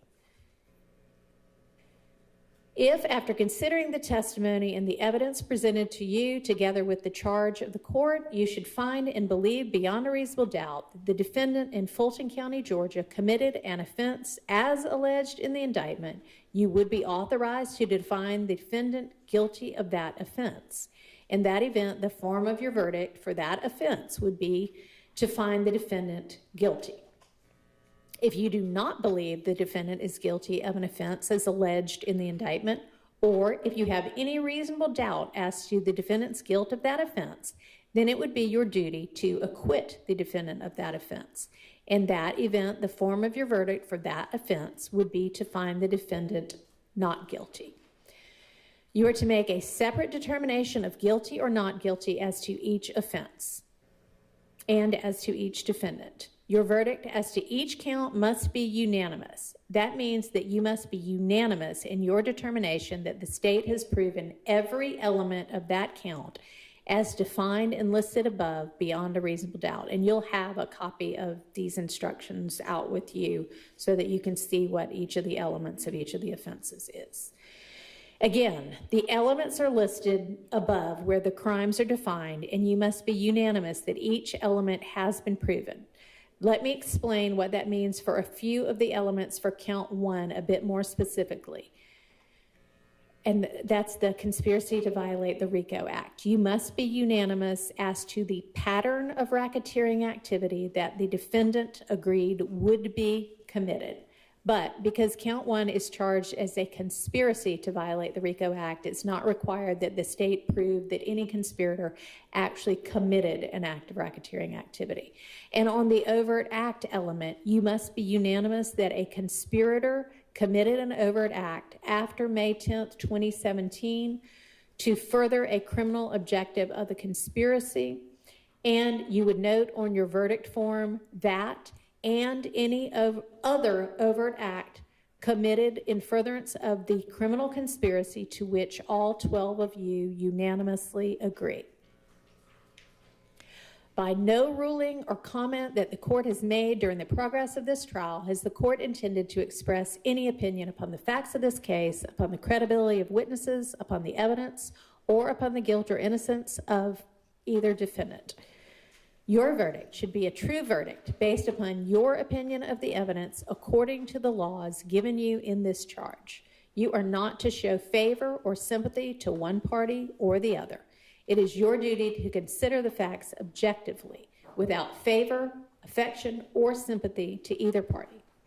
In deciding this case, you should not be influenced by sympathy or prejudice because of race, creed, color, religion, national origin, sexual preference, local or remote residence, or economic status for or against any party. One of your first duties in the jury room will be to choose one of you to be the foreperson.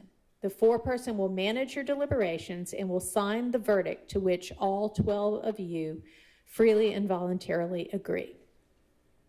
You should start your deliberations with an open mind. Talk with each other and consider each other's views. Each of you must decide this case for yourself, but you should do so only after discussing and considering the case with your fellow jurors. Don't hesitate to change an opinion if you are convinced that it's wrong. However, you should never give up an honest opinion simply to be congenial or to reach a verdict solely because of the opinion of other jurors. During your deliberations, you must not communicate with anyone other than your fellow jurors about this case. You are not permitted to conduct any research about this case, including persons, places, or legal concepts mentioned during the trial. And these rules apply not only to in-person communication, but also to communication or research using cell phones, text messaging, websites, blogs, or social media of any kind. Whatever your verdict is, it must be unanimous, that is, agreed to by all. The verdict must be in writing and signed by one of your members as the foreperson, dated and returned to be published in open court. During your deliberations, any communications from you to the court must be in writing, signed and dated by the foreperson, and given to a bailiff. And let me add that given that the evidence is closed, my ability to respond to questions may be limited. Evidence that was admitted by audio or video recording can only be played here in the courtroom, so any request to review or listen to that evidence again must be made in writing by you to the court, and then it'll be replayed in the courtroom. And that is the end of my instructions. I'm going to excuse you all to the jury room now to elect your foreperson. Don't begin deliberations until you have the indictment, the evidence, and the verdict forms and some copies of this charge out with you. And I'm going to ask jurors number 387, 409, 449, and 508 to hang back with me. And the rest of you can return to the jury room to elect your foreperson. All rise for the jury.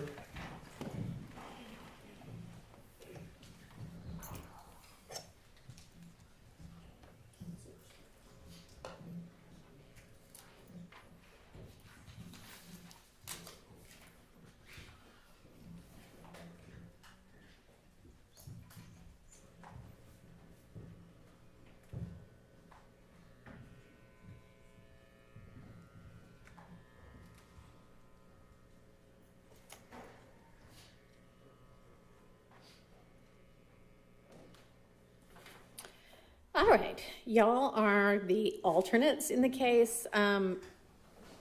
Considering the length of this trial, it was critical that we had alternate jurors in case we lost any jurors. And as I think y'all know, we in fact started with 2 more of you and lost 2 along the way. I don't know how long deliberations are going to take, and so it's possible that even now we may end up losing a juror or more. So y'all are still on jury duty. You're not going to be deliberating right now, but you continue to be under all of the instructions that have been applicable to you for the entirety of this trial. You cannot discuss this case with anyone. You cannot allow anybody to discuss the case with you. You cannot go now and look up any articles about this case or anybody involved in it. You can't look at any kind of social media or any other kind of accounts of this trial or anybody involved in the trial. Essentially, you're still on jury duty. I am going to, for the next hour or so, keep y'all around here. And Sergeant, maybe, I don't know, I'm sure there's probably another jury room that they can retire to.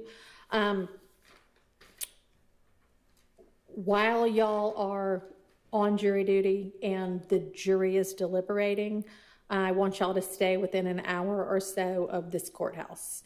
If we're ever on a break, you know, we've got Thanksgiving break coming up. Obviously, y'all can go and do whatever your Thanksgiving break plans were because the jury's not going to be in session, court's not going to be in session, we're not going to be deliberating. But even when you're on those breaks and any others that might occur during the deliberation process, you still can't talk to anybody about the case or allow anybody else to talk to you about the case or look for any information in any way about the case. So essentially you remain on the same instructions, just when we're on break, you're on break too. When the jury is deliberating, I need y'all to be where, if we need you, we can get you within an hour, down here within an hour or so, okay? So for right now, y'all can go and grab your things. You can say goodbye, it's been great. I may see you again to your fellow jurors. And then we'll have you in one of the other jury rooms for a little while at least. And if I'm going to release y'all for the day, I'll let y'all know that.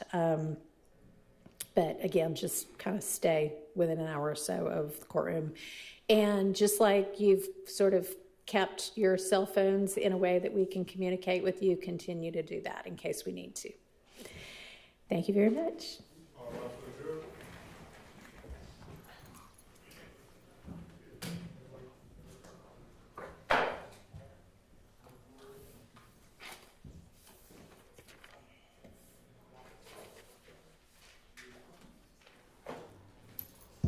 Are there objections to the charge? Just a few things that we let Your Honor. Okay. On on page 2? Okay. When reading participation in criminal street gang activity for count 50, you said subsection 1 and not A. So I just wanted to Hang make on sure. a second, let me get there. Page. Where are you talking about? So count 50, where it has participation in criminal street gang. Yes. You said section 1 and not A. Okay. Do you want me to call them all back in and say I meant to say A, or they'll have copies of this out there? And it'll be on the verdict form correctly. Yes, Your Honor. All right. That's fine. I didn't know if I had something different than what you had, and so I wanted to make sure that what I have in front of me was correct. Okay. Only as to page number 9, when you, last paragraph, any out-of-court statement, Hang on.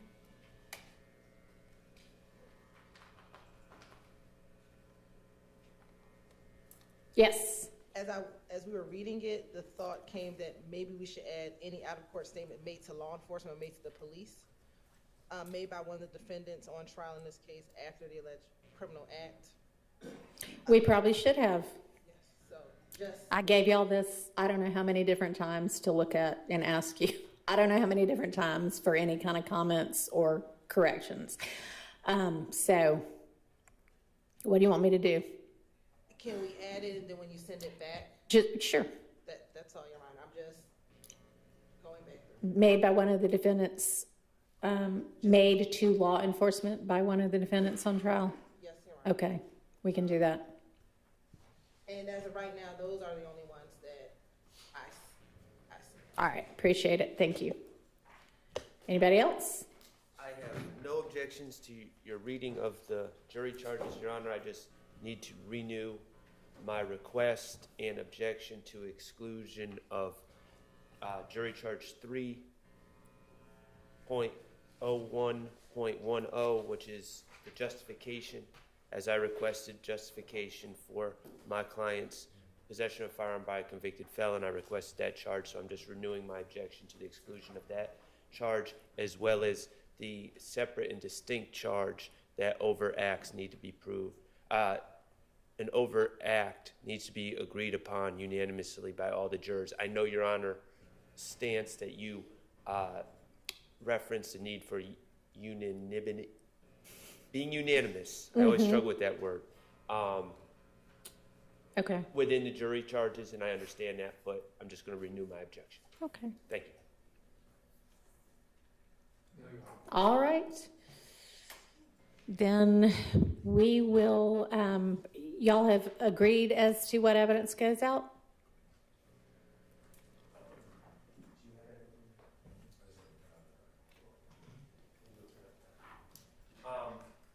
Yes, Your Honor, there is we're including a flash drive with a list of the exhibits, the Stillwell exhibits. Okay. And I thought it would be appropriate, and if it's not appropriate, please object. It's just a list of the exhibit numbers, because the flash drive is little, so we can't list them all. So we're printing on a piece of paper. Okay. And we're just going to attach the flash drive to the piece of paper. Okay. And those don't go out, you're just saying you're listing them. My understanding, well, they can't play them. My understanding is that all the media was going to go in the back room. They can't play it, but then they could ask if they wanted us. Just so they'll have a list of what it is? I'm not even proposing a list of what it is, as in what each exhibit is, but just that these are the exhibits that are on this flash drive. I'm not suggesting. We don't normally send the actual media out with them. Okay, I mean, they can, it's certainly in evidence and they certainly can consider it. They just would need to say, hey, you know, I'd like to watch the FedEx tape again. Okay, my understanding, and I had spoken to some members of the state about this. The understanding I had was that the media was going to go out, but of course they have no way to play it, but then they could request. Okay, are they gonna even, if it all, for instance, goes out in a bin, are they gonna even know what it is? Like, are they all labeled? Yes? I mean, it's fine with me if that's the way y'all want to do it. The only other thing we were going to ask to do, and I believe defense counsel has an objection, we were going to send a legend out with the letters and what they what letter is associated with what act, so that they would know. What We've letters? organized I them. don't know what you mean by that. So every act that we presented, so for example, VV was the Shamel Drinks homicide, so that they could know when they pick up a letter, what that was in reference to. I'm going to object to that, to the state's kind of direction of compartmentalizing the evidence, and quite honestly, some of the evidence that was admitted under certain letters applies to certain other cases. I mean, these aren't distinct. I know that they're charged as distinct overt acts, but Walter Murphy testifies, for Right. instance, and he has things they admitted to Walter Murphy might have a WW, just for instance, but what he testified to involved different acts. I mean, I think that as they were listening to the evidence, they could write down the number of the exhibit. So if they want to flip through their notes and say, you know what, I was really interested in 53 WW, then they can find that, or if it's media, they can ask to re-listen or replay it. I don't think that it's really appropriate to say, here's kind of the state schematic of the evidence. Okay. So have y'all otherwise agreed on what evidence goes out with them and what evidence doesn't? So I've been presented some case law this morning, and we've discussed it. I don't have any problem with the GBI reports going back. I know that was one bone of contention. I don't have any problem with the ME reports going back. We've been going back and forth about two issues: the CAD reports and the demonstratives. I'm objecting to both the CAD reports and the demonstratives going back. Okay. You wanna? I join in. Okay. Mr. Sharp's objection. All right. Does the state feel that the CAD reports or the demonstratives should go out? Yes, Your Honor, we have case law regarding demonstrative evidence Okay. that demonstrative evidence does go back to the jury, and it's not a violation of the continuing witness rule.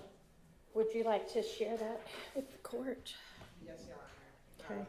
The state will cite Ruffin v. State, which is 333 Georgia Appeal 793, which is a 2015 case. Mm-hmm. Okay. And then how about the CAD reports? What's the objection to the CAD reports? Okay. And does the state have a position on that? Your Honor, the state does not believe that the CAD reports are a violation of the continuing witness rule, and we are looking, I thought we had the case on point, but we are looking for that case as well.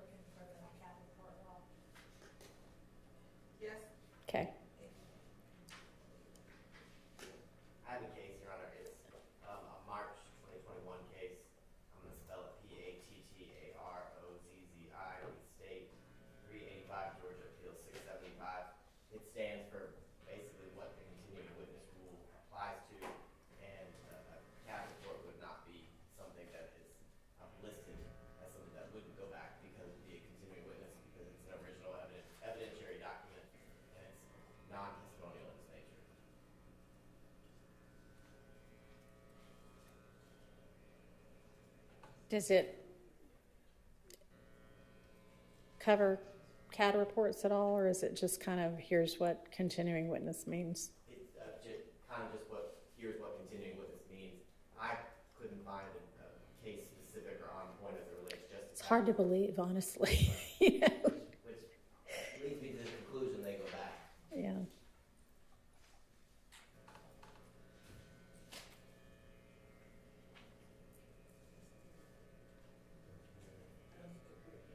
So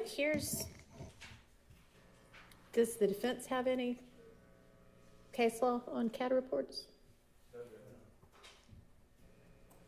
So I'm looking at a case, Muse, from the Supreme Court from last year, 316 Georgia 639, and it also doesn't cover CAD reports specifically, but it's talking about surveillance videos, and it says, here the surveillance videos were not the reduction to writing of an oral statement, nor a written statement provided in lieu of testimony.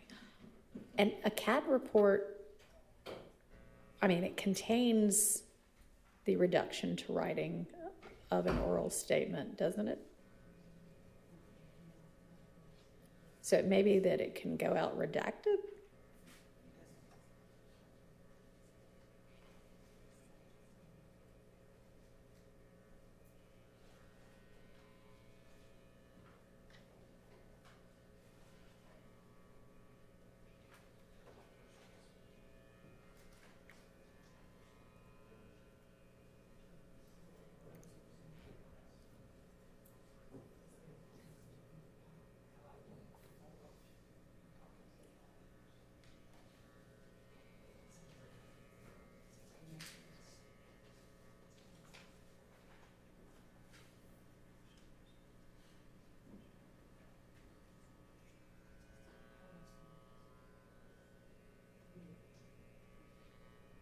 What does CAD stand for? Computer aided Dispatch.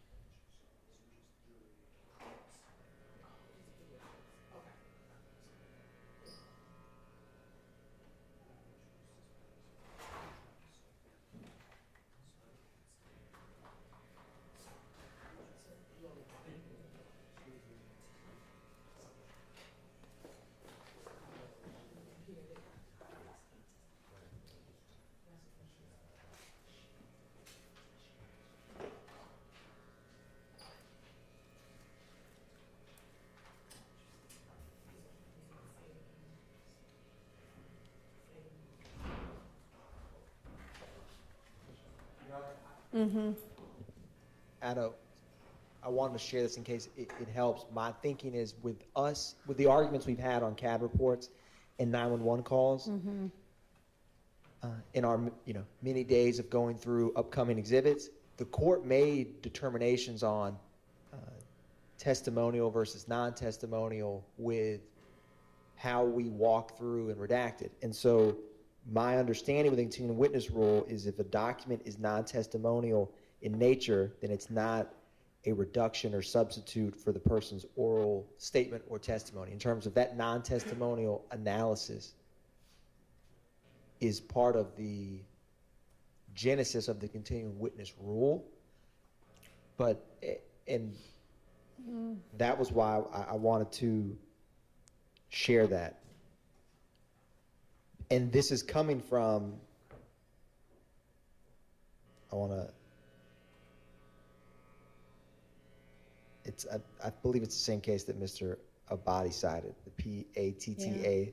But I just wanted to share that because it just hit me that that pre-analysis, of course, with the CAD and 911 specifically, we have argued and the court has ruled on that part. That was all I wanted to share, Your Honor.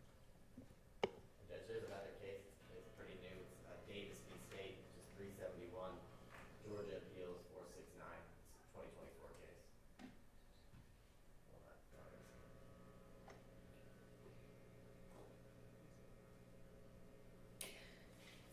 I mean, in the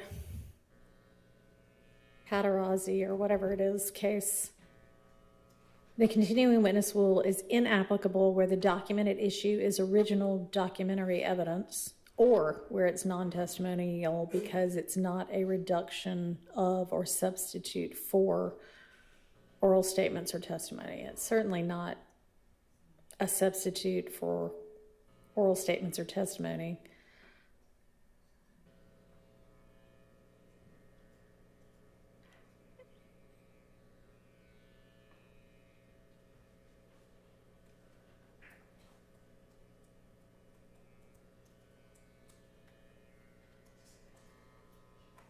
And it is original documentary evidence.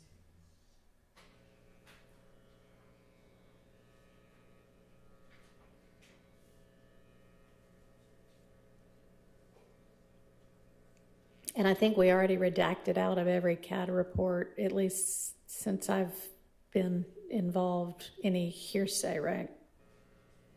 Your Honor, it is true, it is, what Mr. Atkins said, to my recollection, is completely accurate, as we did have a series, when we went through these CAD reports, a series of hearsay objections and confrontation clause objections. Right. And some were redacted. Yeah.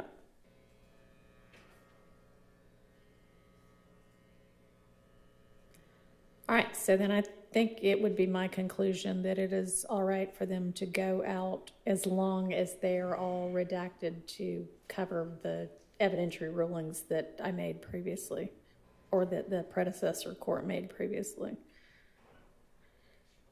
All right, did y'all, I hadn't had a chance to look at the demonstrative law yet.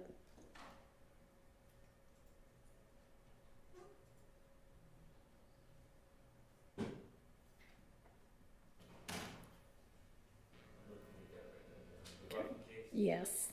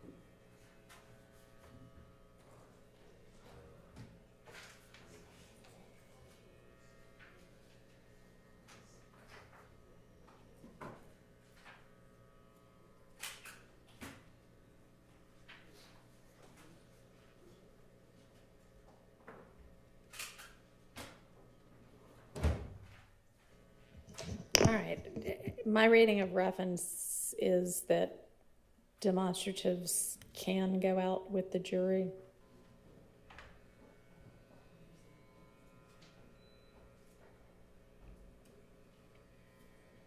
If y'all got something contrary to that. Can we just be clear what demonstratives we're talking about? 'Cause Uh-huh.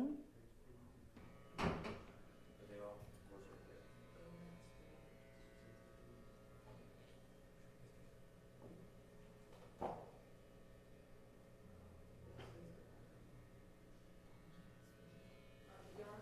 Mm-hmm. I believe there's some physical evidence that Ms. Weaver may have, in her, She's got guns and drugs. for the drugs, kind of. Neither of those is going out to the jury. Okay. If you have pictures of them, those can go out.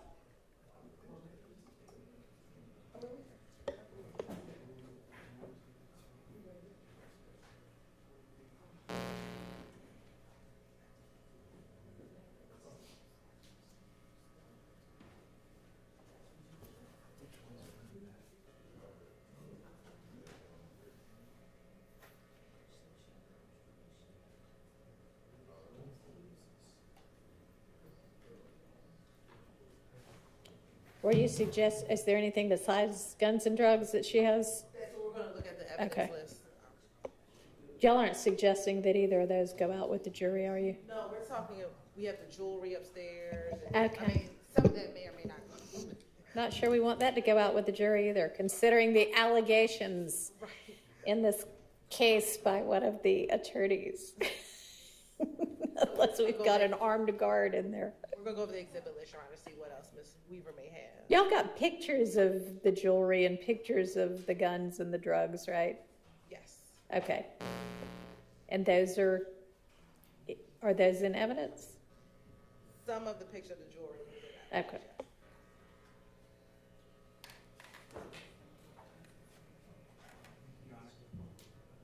While that's being done, Mm-hmm. I have permission to just step out for a moment. Sure, absolutely. Yep. Thank you.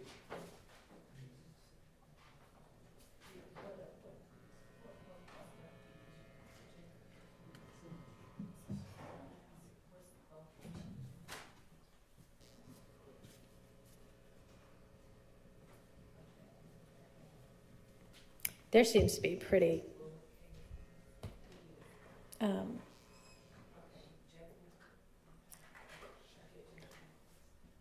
Excuse me, Your Honor. yes. Regarding Ruffin v. State, having looked at the demonstratives the state plant would like to send back to the jury, these are demonstratives that were, if not all, at least for the most part, I think all, produced by the state for use with their witnesses.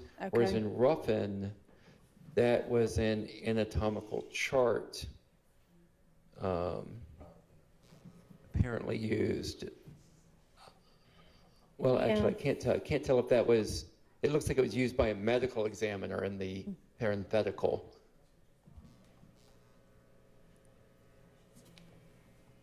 So I'm looking at, it's a fairly old case from the late 90s, but it says items of demonstrative evidence. It's Gabbard versus State. Hang on.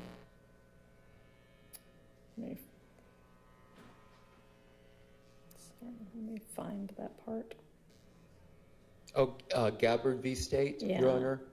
Mm-hmm. 233 Georgia App 122. Yes. Let me pull that up.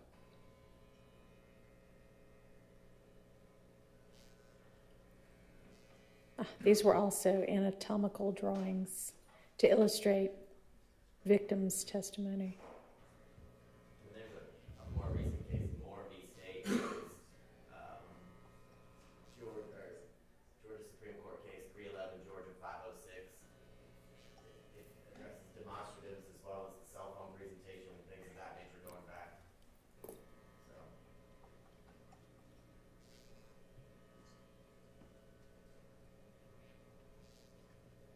Sorry, was that Moore v. State? yes. Thank you. 311, Georgia 506. Thank you, Mr. Abate.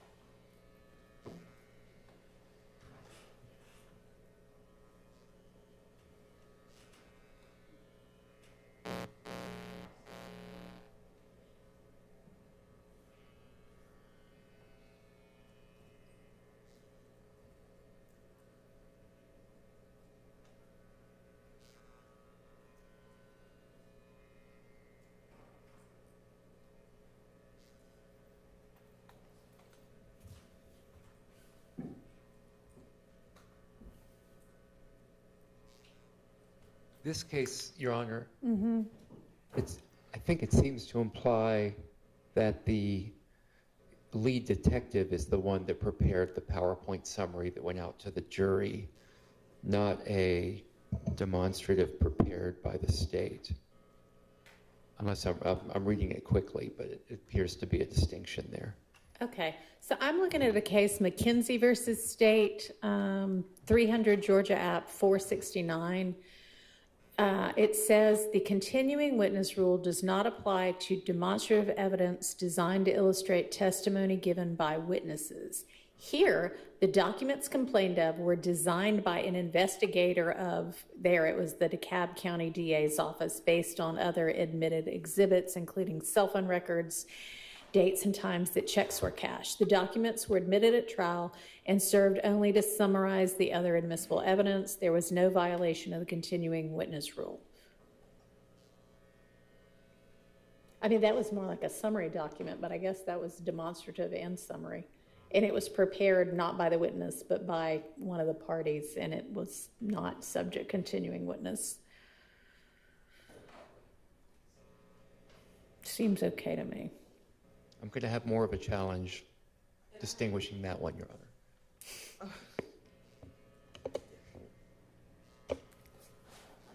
All right. Yeah, I don't know if I can do it.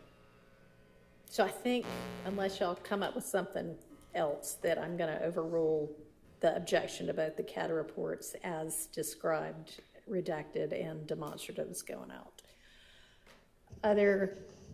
So there are some pieces of physical evidence, Your Honor, hats, and Okay. other clothing items that Yeah. we're having someone go to retrieve to bring them down. Okay. And I think by the time we retrieve that, gather everything, we'll be ready to All right.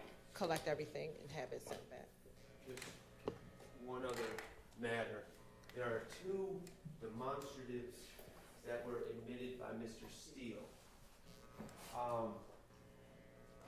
Okay. These were admitted at some point during the trial. So I'm In January. yeah. I don't- Those are just blow-ups of Yeah. the language of certain Yes, Your Honor. overt acts. It was admitted when Trontavia Stevens was on the stand. I don't particularly have a strong feeling one way or another about them going back. I'm not sure it's appropriate. I'm thinking those aren't needed because they're going to have the indictment itself out, and that's really just a magnification of certain of those items on the indictment. So we won't send those out. And if y'all want to look through whatever other demonstratives there are, that might be a good idea. I feel like I asked y'all to do this several times, several weeks ago. They just went through it, I believe, Mr. Atkins is telling me. All right. Okay. Well, good. Thank you. So, I keep. Can you do that? Sure. Oh, God, how is it already on this one? Yes. Hmm. The state has used demonstratives which were the result of his writing during testimony. Right. I don't believe that those are covered under the case law that we're talking about. This is just literally writing in trial. I don't think that makes it a demonstrative. Essentially, they were writing to encourage the jurors to write is kind of the way I saw it. Sending the message, write this down because it's important. But I don't believe it's appropriate for these to go back. Thoughts? I mean, it didn't seem like that was being used to help the witness illustrate their testimony. It was more to help the jury kind of. We agree. Okay, so those will not go out. So I'm going to put these right here with the, not those. Okay.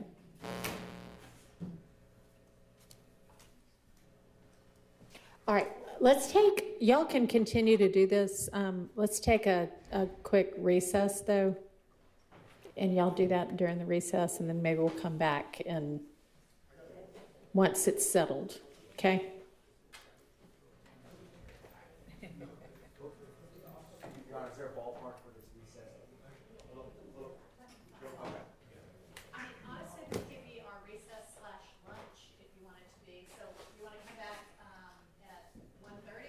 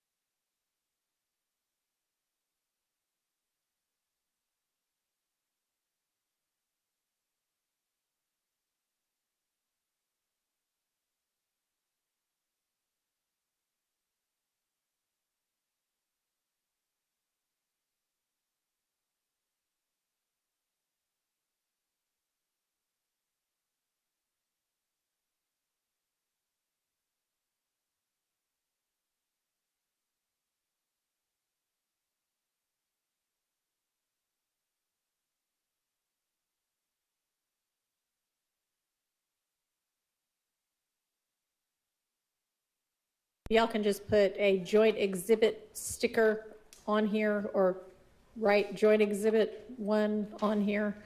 That'll work for that. We've got copies of the redacted indictment to go out. We do not. We still have to sort out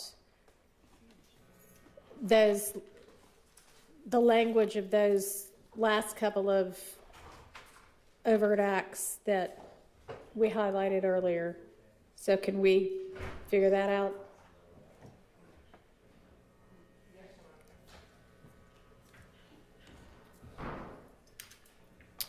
And do we otherwise have all of the evidence that's going to go out?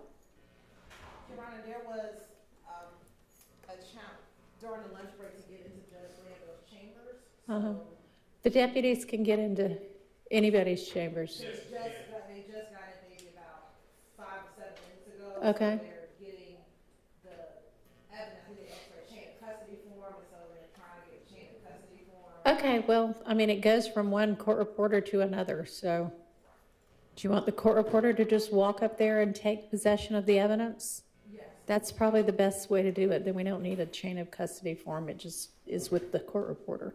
You want me to do that? Yes, we'll do that. All right, so we will recess for our delightful new court reporter to do that. Thank you, Ms. Taylor. You're welcome.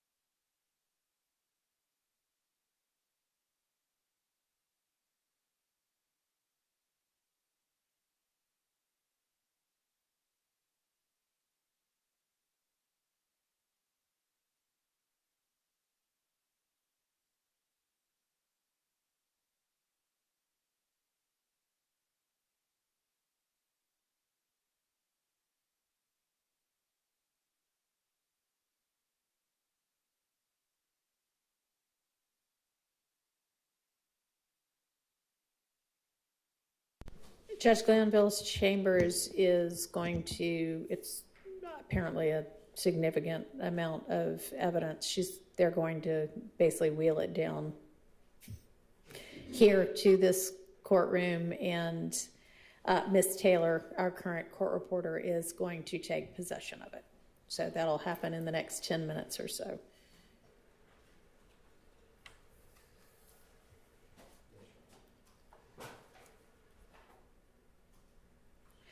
Can somebody, I guess I could do that, look in Odyssey and find out the date that's on the original re-indictment to put on this one?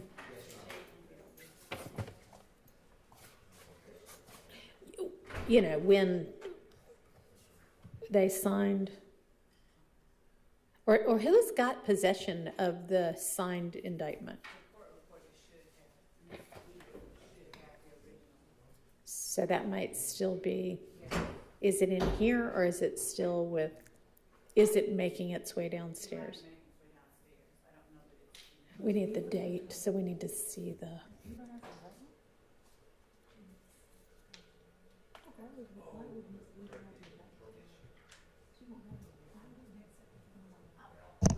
I would think that would be.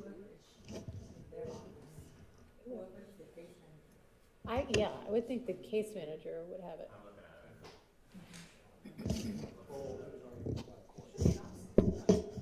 Right.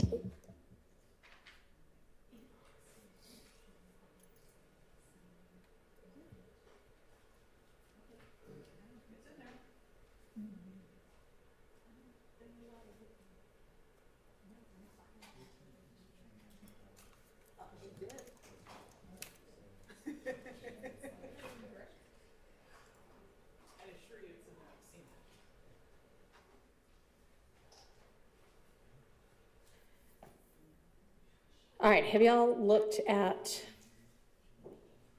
the highlighted language for the proposed ways to handle those couple of overt acts as an A and a B? Yes, Your Honor, and the state had a proposal to, I think, simplify the matter in terms of starting with 183. Okay.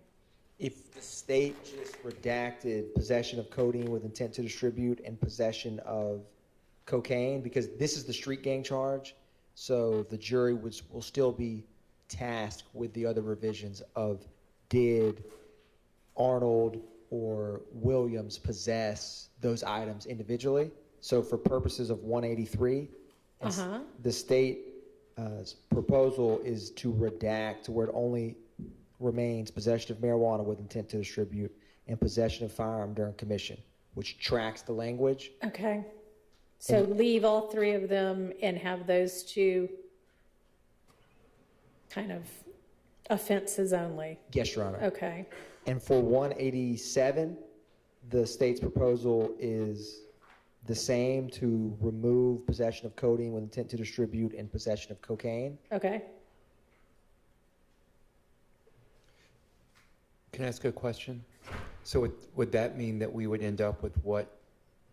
What is essentially 187A 183A. and 183A, Okay, right? thank you. That's what it seems to me, and I just want to make sure my But understanding those is wouldn't correct. say A anymore. They would Right. just say 183 and 187. Yes, Your Honor. Okay, yeah, that works if that's, And the state, and I can email this, but with our previous discussion on the 133 charges and the language, the state, if you stop, like for example, take 189 or 190, okay, if you stop after an associate did commit the felony offense of possession of firearm by convicted felon, and then redline everything up to where you start by possessing a Glock, and then we would obviously remove for 189 specifically, we would remove the machine gun, right. Okay, and then just pick back up, possession of a firearm in indictment, and then cite the felony in the date, and keep an overt action furtherance. that works as long as, so the question on the floor for that had been, can an overt act be modified to drop it down to a lesser, essentially? Do we have an answer to that? Your Honor, I'm going to let Mr. Floyd Okay, address that with the court because we do have a, give me just a sec. yes, Your Honor.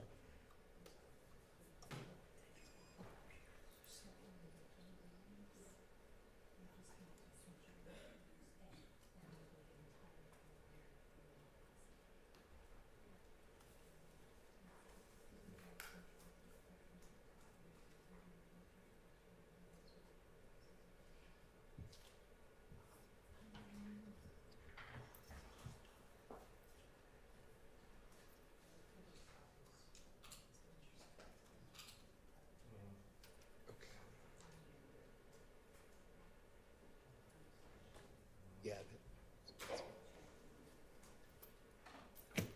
Yes. I wasn't here that day. Maybe I was here with you this time.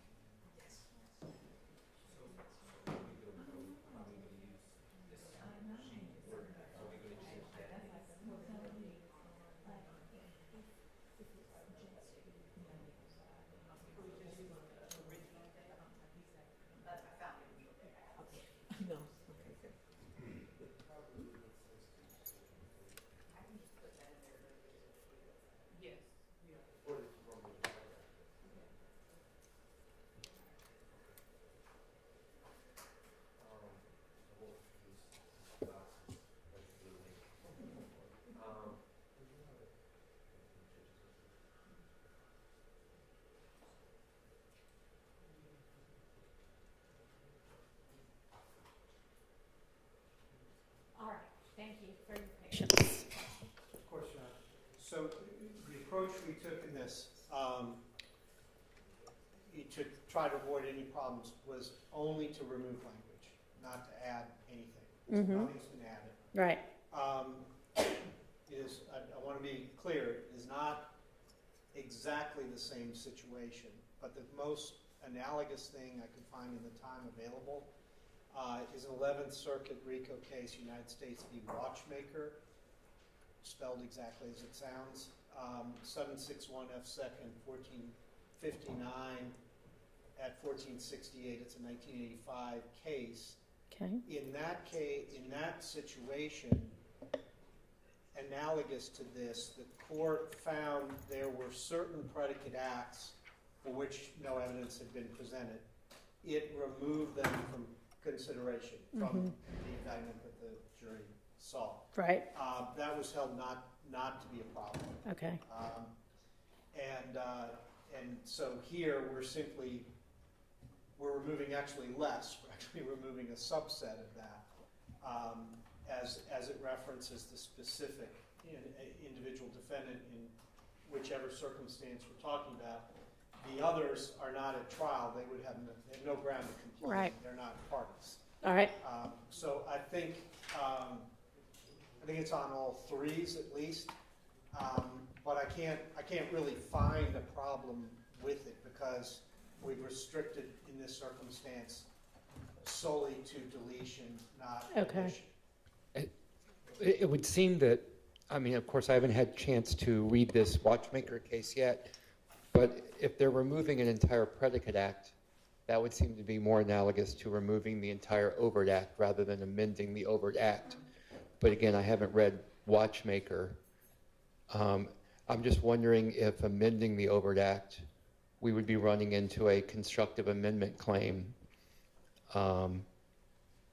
constructive amendment of the indictment. Well, Because- two aspects. I didn't mean to cut you off. No, please go ahead. Okay. Two considerations on that, Your Honor. One is the meaning of the word amendment in this circumstance. So if we were changing it to refer to another offense or adding words, that would constitute an amendment. This, to the extent it's an amendment, is exclusively an amendment by deletion. And it is tailored to those aspects where Your Honor found there was an absence of evidence. There's no prejudice to the defendant. It's favorable to the defendant. I'm not aware of anything that says you have to cut beyond the scope of where you found there was a shortage of a failure of evidence. And I don't think there's anything that compels that conclusion. In other words, I don't think this is a throw out the baby with the bathwater scenario.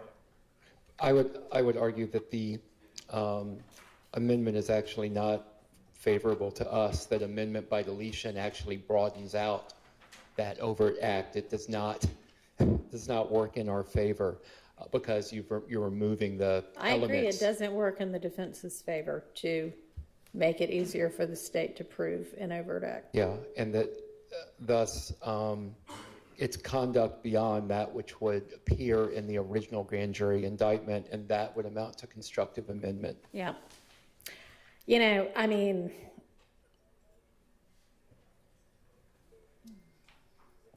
even I'm reading Watchmaker right now,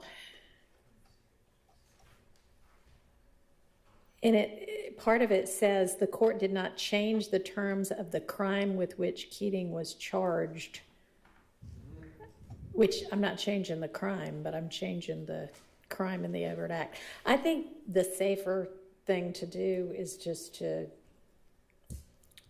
redact the indictment to remove those overt acts.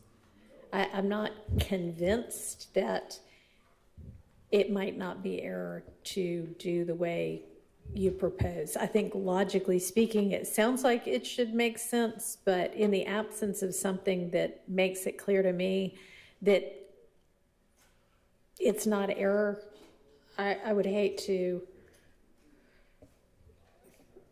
borrow a term from one of y'all, get to, you know, the 90, y'all haven't said it, but almost, I don't know, it was some, never mind. It was some kind of football field reference that I'm not going to be able to do right, so just never mind. The 1 yard line, and then, yes, y'all probably said 2 yard line. I thought you were going to say risk introducing further error into this case. No, I don't know that there is error in this case at all. I don't know. Okay. There is typically, you know, there are no perfect trials. We know that. It will be up to potentially some other court to determine that issue down the line.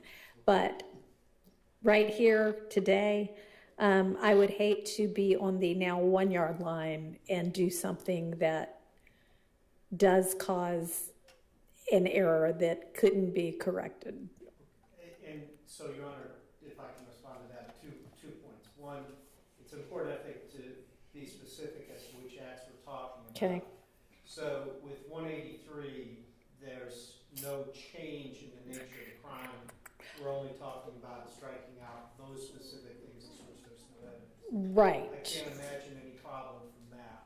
Yeah, no, I agree. I was talking more about the possession of a firearm by the whatever they were, 174, 175, 189, and 190. I'm just going to redact out completely. Okay. With regard to 183 and 187, I think those are fine to have just gotten rid of the things that I directed a verdict in Mr. Kendrick's favor on. Thank you, Your Honor. And Your Honor, with regard to, I had 2 points. Okay. One is, when you're talking about, and forgive me if I get the number exactly wrong, but 170, I think it's 174, 175, 89, and 90. Yes. And so with those, the specter that's been raised is, to paraphrase the defense, the appearance of error where none currently exists, as we are at first in inches. However, because of the way you have instructed the jury to handle the overt acts, if they find these, and if there's a defect, those, an appellate court can simply strike them from consideration. Unless they're the only acts they find. In which case we would know that as well. All right. Because they're going to number them. Understood. I'm just going to redact them. Y'all will still have over 100 overt acts for them to evaluate.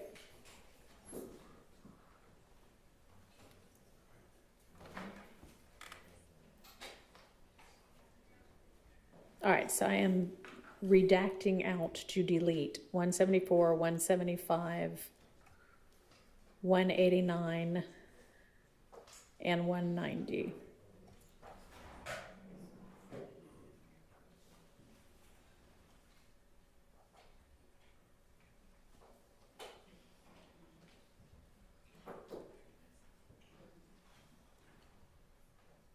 Don't know why it won't let me. And then on 183, it will be the language that is now 183A, but it won't say A, it'll just say 183. And then the same with 187. Yes. This already may be fixed, but with both of those, of course, redlining or removing the possession of codeine, the intent to distribute and possession of cocaine from the bottom. Right. The last version I saw on 183 and 187 still had those included. Oh, it doesn't anymore. I think, Okay. I think the state may be looking at the B language and not the A language. That's perfect, Your Honor.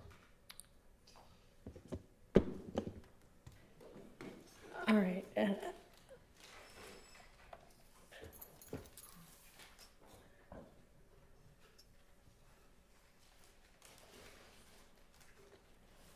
All right, I think I can't do the rest of it until Ms. Persfield comes back because she has the same document up and for some reason it's not letting me remove the highlights. All right, I see that our mainly physical evidence has arrived from Judge Glanville's court reporter's office. And Ms. Taylor, our current court reporter, will take possession of it. And do you all know what's going out and what's not? Because the jury has had this case for an hour and a half now, but they haven't been able to deliberate because they're awaiting the evidence. And that is why I told y'all for the last several weeks to make a determination about what evidence was going to go out so that when they got the case, they could get the evidence too and begin deliberating. So I'm kind of ready for that to happen.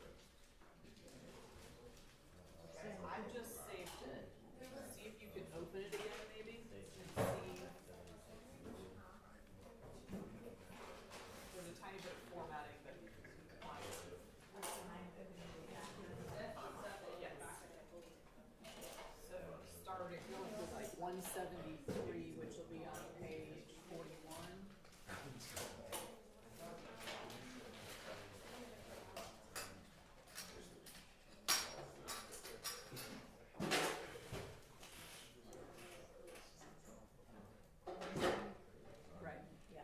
So then we go to 176.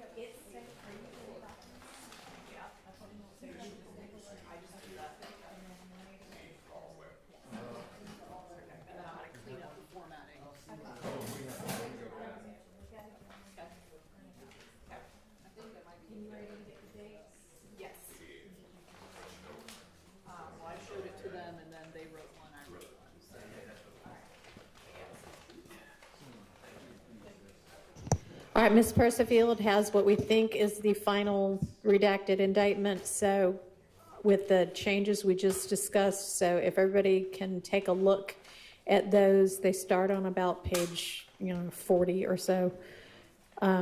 Just take a look at those, confirm that they are what everyone has agreed we're going to do, and then if so, we'll print it out, and that'll be ready to go to the jury as well.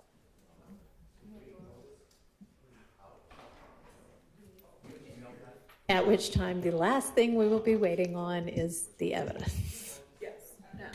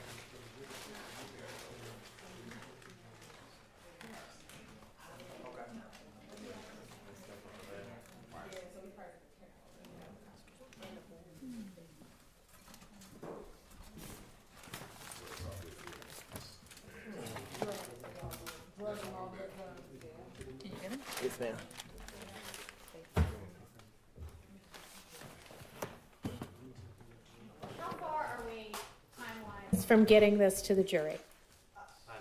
Perfect.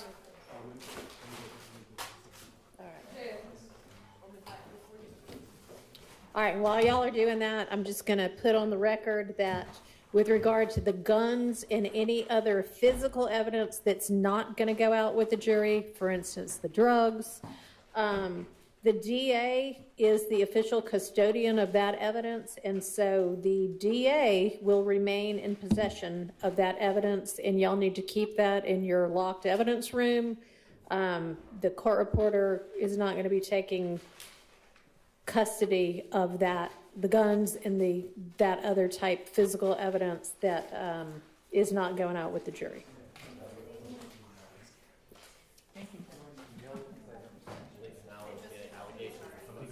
I know, right? I'm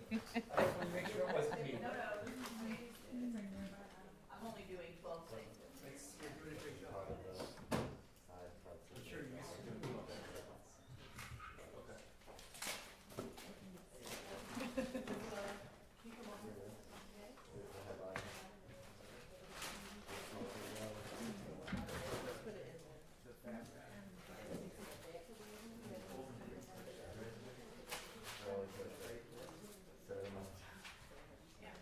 Yes, ma'am.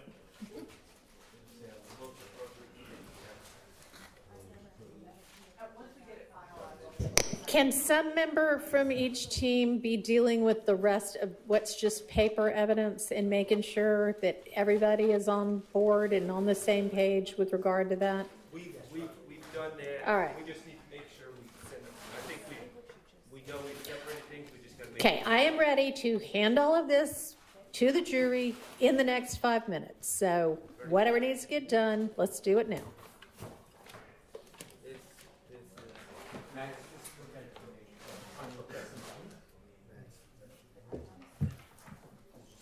Yeah, those are just extra. There, right here. You can put this, I think that's extra photos. That's just extra stuff. Yeah. Working on the, is that the BB phone chargers? They're just extra. You guys want, I don't know who they belong to. You guys want? This is stuff that's not going back. That's extra, I don't know who they belong to. It's just extra. I think it's just folders. Yeah. Look, and this is stuff that's not going back. there's literally, it's just folders though, is what's in that box. I don't know if they'd be long, but they should just take you wherever they want, or trash it. Yeah, they trash it. You know, some trash it. I don't know about the Cornigans, but confusing every night. Yeah, it's too confusing. Question for you. I don't know, we do have pictures of the gun. Uh-huh. But in case the juror, for whatever reason, they want to see a certain gun. Then y'all will have to wheel it over and we'll display it in the courtroom. So we can't keep it over here while they're delivering? No, mm-mm. No, I mean, they might deliberate for a month and a half. We might need to I'm gonna be using this courtroom for the other defendants in this indictment. So, no. Your Honor, Ms. Persfield, these are, I separated these. This is investigator Dennis's stuff that was taken out. This is Okay. the Jimmy Winfrey, plea that was taken out. Okay. And, a transcript for, Mr. Sledge. All right. So these are all different things that were either removed from evidence, never in evidence. Can you make sure that 444Y and 1AS are not going back? They were, I think maybe Ryan, I don't know, something to do with, no, I don't know what they were. I just have a note to myself that those are continuing witness.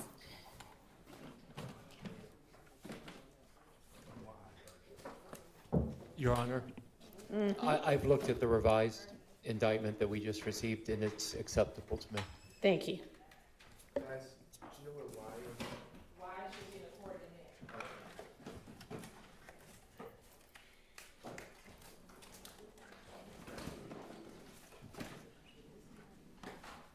there? That may have been Mr. Sledge's pleas or something like that. Yeah, it works. See it, it's right there. You cover his heart. What was that number again online? 444. I think it's the Weinstein has it. You looking for a stapler? Yeah. I mean, I have a small one. The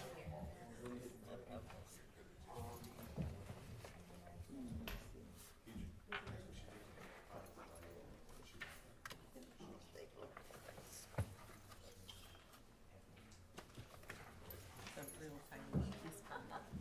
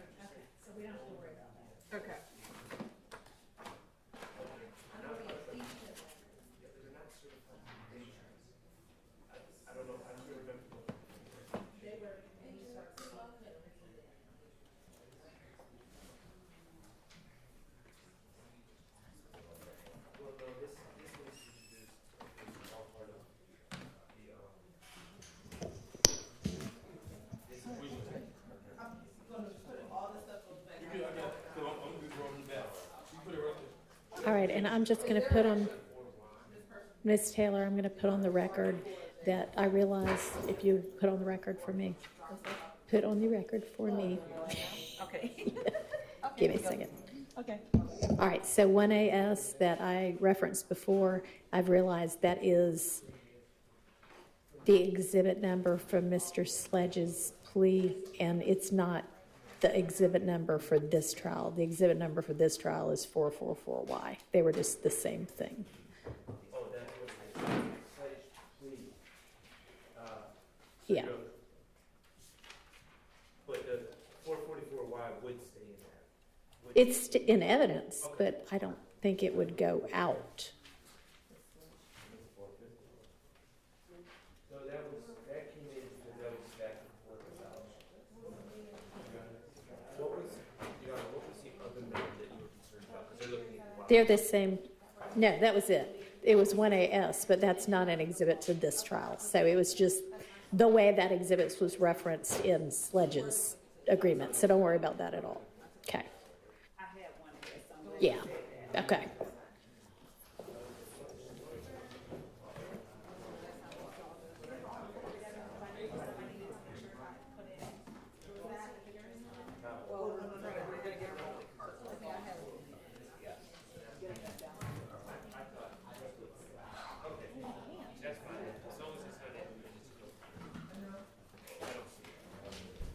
You got that phone, you ready? Yeah. All right. I mean, if we're ready to start wheeling it in, we don't have to have all 5 things at once. We can wheel in number 1, carry on number 2. You ready, Judge? I am. Ready?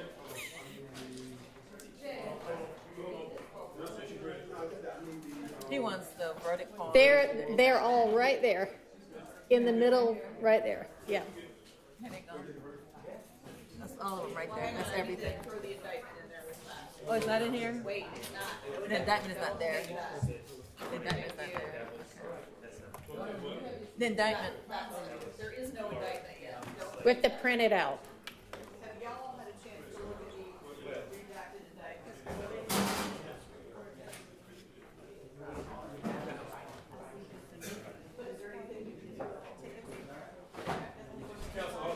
All this too? Yeah, All this? yeah. All those demonstratives that are right there go? Okay. Thank you. Thank you, Judge.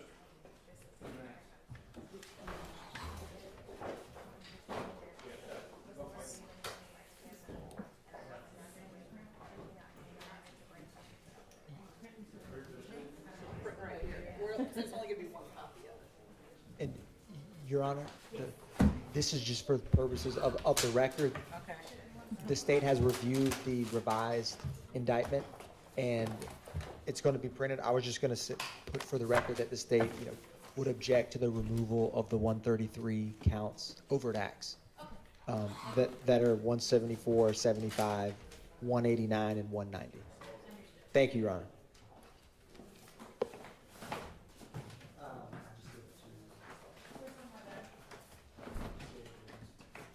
Is that ready right there, guys? That's not going. Yes. None of that's on? What is it? She's waiting for the No, I'm doing evidence. What else? I don't know. These, ask them. These are ready, right? These, Okay, Judge. do they These have right here? lids or no? Yes, This, you can use the lid, just don't give me that paper. all this is ready? There you go. That's the cover.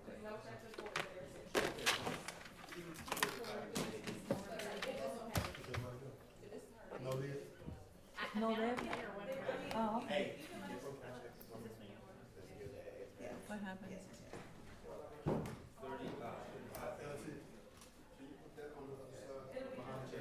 But what? They're over there. They're over there. LT. Thank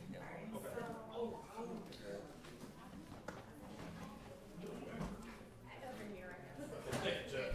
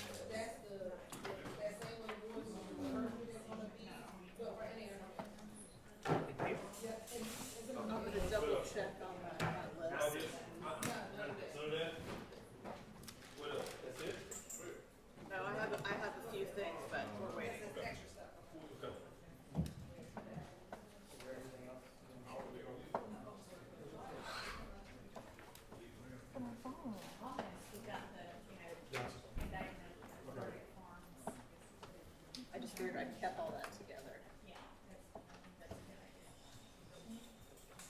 I'm gonna try it like state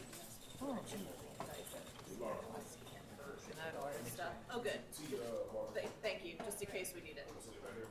Yeah, or wheel it back there, I don't know, whatever you want to do. I guess put it, but you can take it into the jury room in case they want to use it.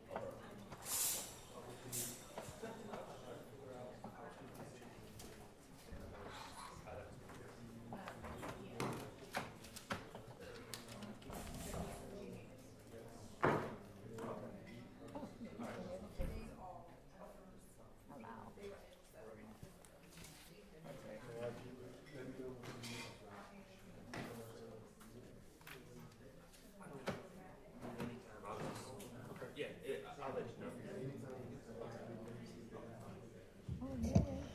All right, while the jury is deliberating, Ms. Persfield's going to check to make sure she has a cell phone number for each of the attorneys, because obviously we have no idea when and or if they might want to ask a question or look at evidence, and so we all need to be on standby. We're all still in trial, and I need for people to be able to get here, you know, in 5 minutes' time, ideally. If you have a special place you need to be, we can talk, but in short order. And obviously, the defendants will continue to come over each day that the jury is in deliberating, so that they can also be available to come to the courtroom if need be.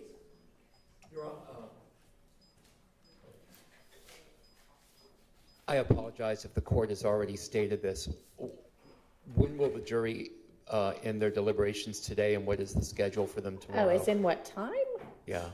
Well, I have instructed them through the deputies that they need to stay at least until 5. If they want to stay beyond that, they're free to. I mean, not past 7 ever, which I don't think they're going to want to anyway. But.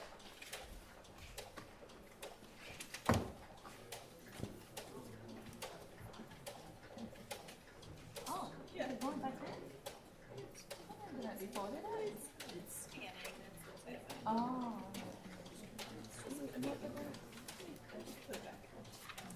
All of this, like, all of this done. Thank you. I'll put it up when you do it. I'll bring it up. Because obviously it's too fast. Yeah, I was like, I don't know what's happening. I know. All right, and so they would like to continue to come in and start at 9, which is fine with me. So I'm going to say, just like a regular day, 9 to 5 with a lunch break. There will be days that the court provides lunch for them, and on those days they can choose to deliberate during their working lunch if they want to, or they can not deliberate and just take a break and eat. I'll make it clear that they can only deliberate when all 12 of them are there together. With regard to tomorrow, since it is the day before Thanksgiving, I'm going to say that they can leave at 3. And other than that, if there is some day or time that we need to alter that schedule, we'll just take it up as it comes. And if they, I don't mean to ask for such detail, but if they decide to stay past 5, will we be notified of that so that we know to stay around the courthouse after 5? Or if they decide to stay after 3 tomorrow, will we be notified of that? I just want to make sure I don't leave the courthouse if they decide to deliberate late. Sure. If I have cell phone numbers for everybody, I'll do a fun group text chain and then text everybody what the schedule, what's going on, very briefly. Thank you. Friday. Friday, your regular court day? If it is, Mr. No, Friday was already scheduled as a holiday date a long, long time ago. I just wanted to make sure. No. May I approach? Mm-hmm. On the record, off the record. I'm gonna make sure, but let me do this first and then I will. Yeah, Oh my exactly. God, Oh, that's for sure. hilarious. Absolutely.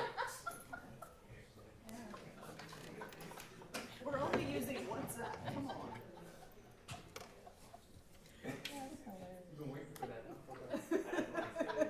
That's a good one. That was a good one.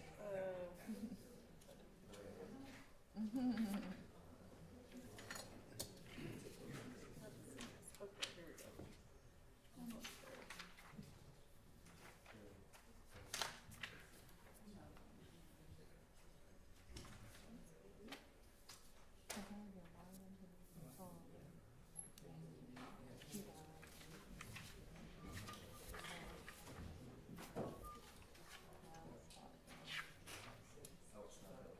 Oh, that's the first name.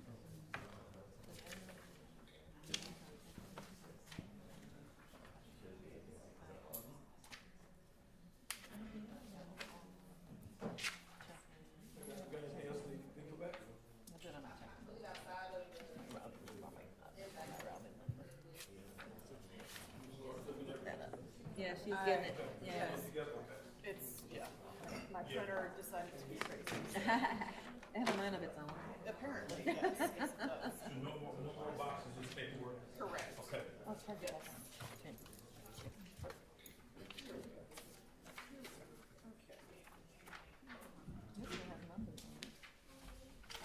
why I always put numbers I on know. stuff. You need some help? not numbers. You got a system? Okay, then you know how to go. It doesn't look like it, but I swear there's a system. Oh, no, I get it. Yeah. It's your system, so it doesn't have to look good to me. Oh, bummer, this is long.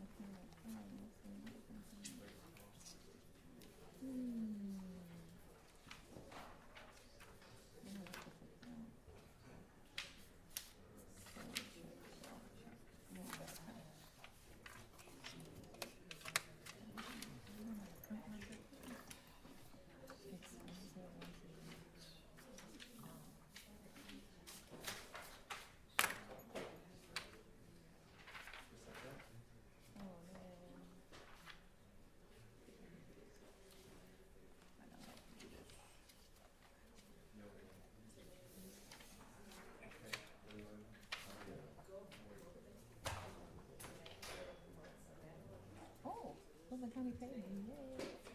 Awesome. I know, right? Sorry.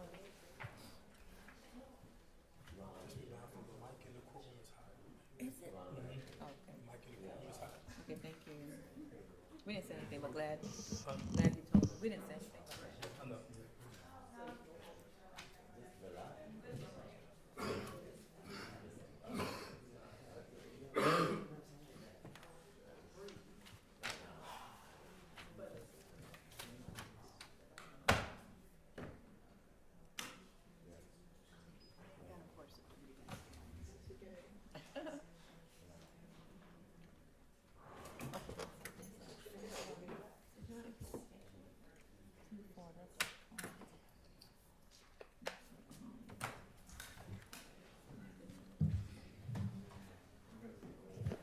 All right, with that, that is everything. The jury has the case, and we are in recess until such time as we hear from the jury.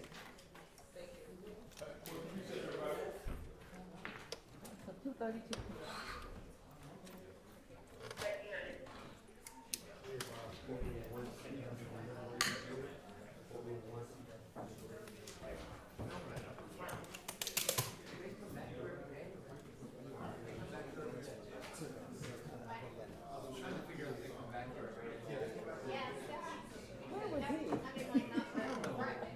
But yeah, and that way, if there is a question, they'll be readily available.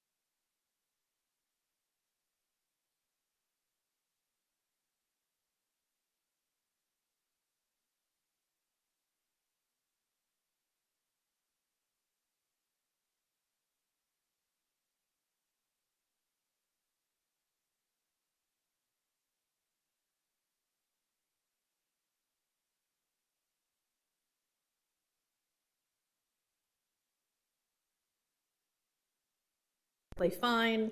When you come in the morning, as soon as all 12 of you are there in the jury room, let a deputy know, and we'll bring the evidence in. We'll secure it each night when y'all leave. So we'll bring the evidence in, and y'all can start deliberating again. Don't deliberate until all 12 of you are there. And I'm just going to probably read y'all the entirety of the jury admonition.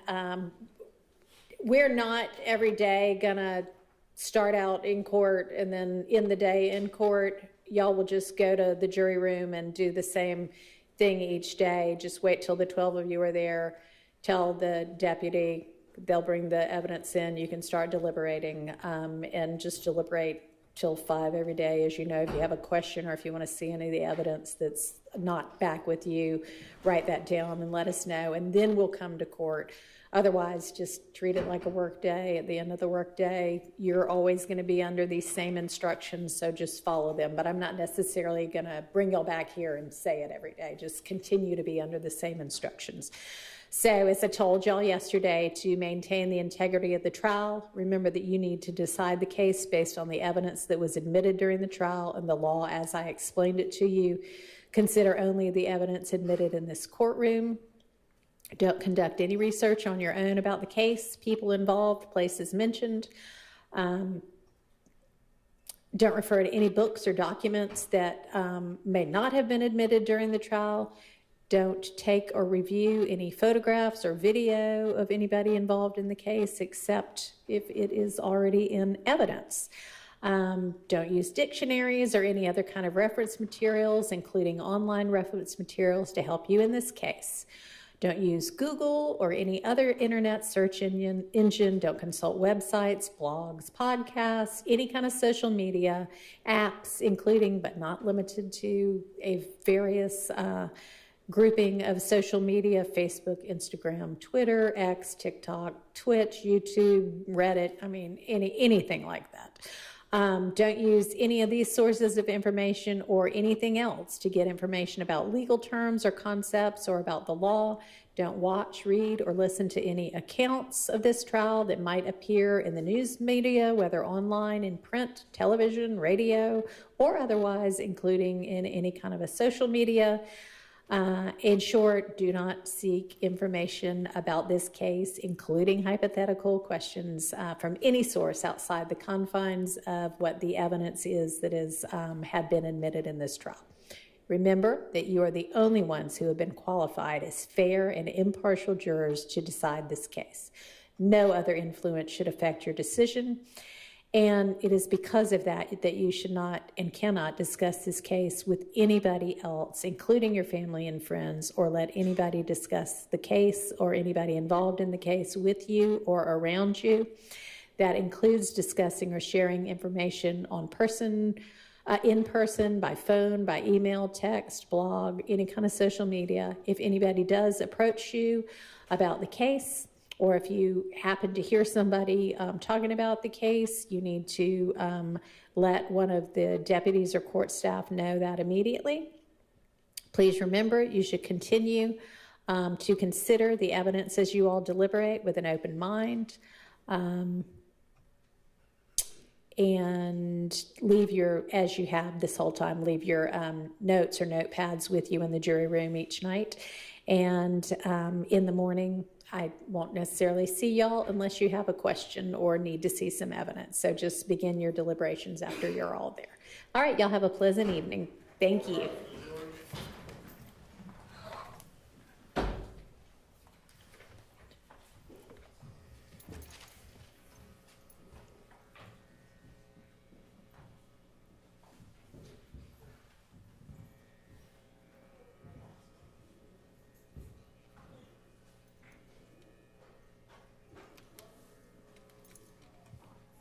All right, we're adjourned for the day, and we will just remain in recess until we hear from the jury again, whenever that next might be. And if we don't hear from them at all tomorrow, I've told them they can leave at 3 since it's the day before Thanksgiving.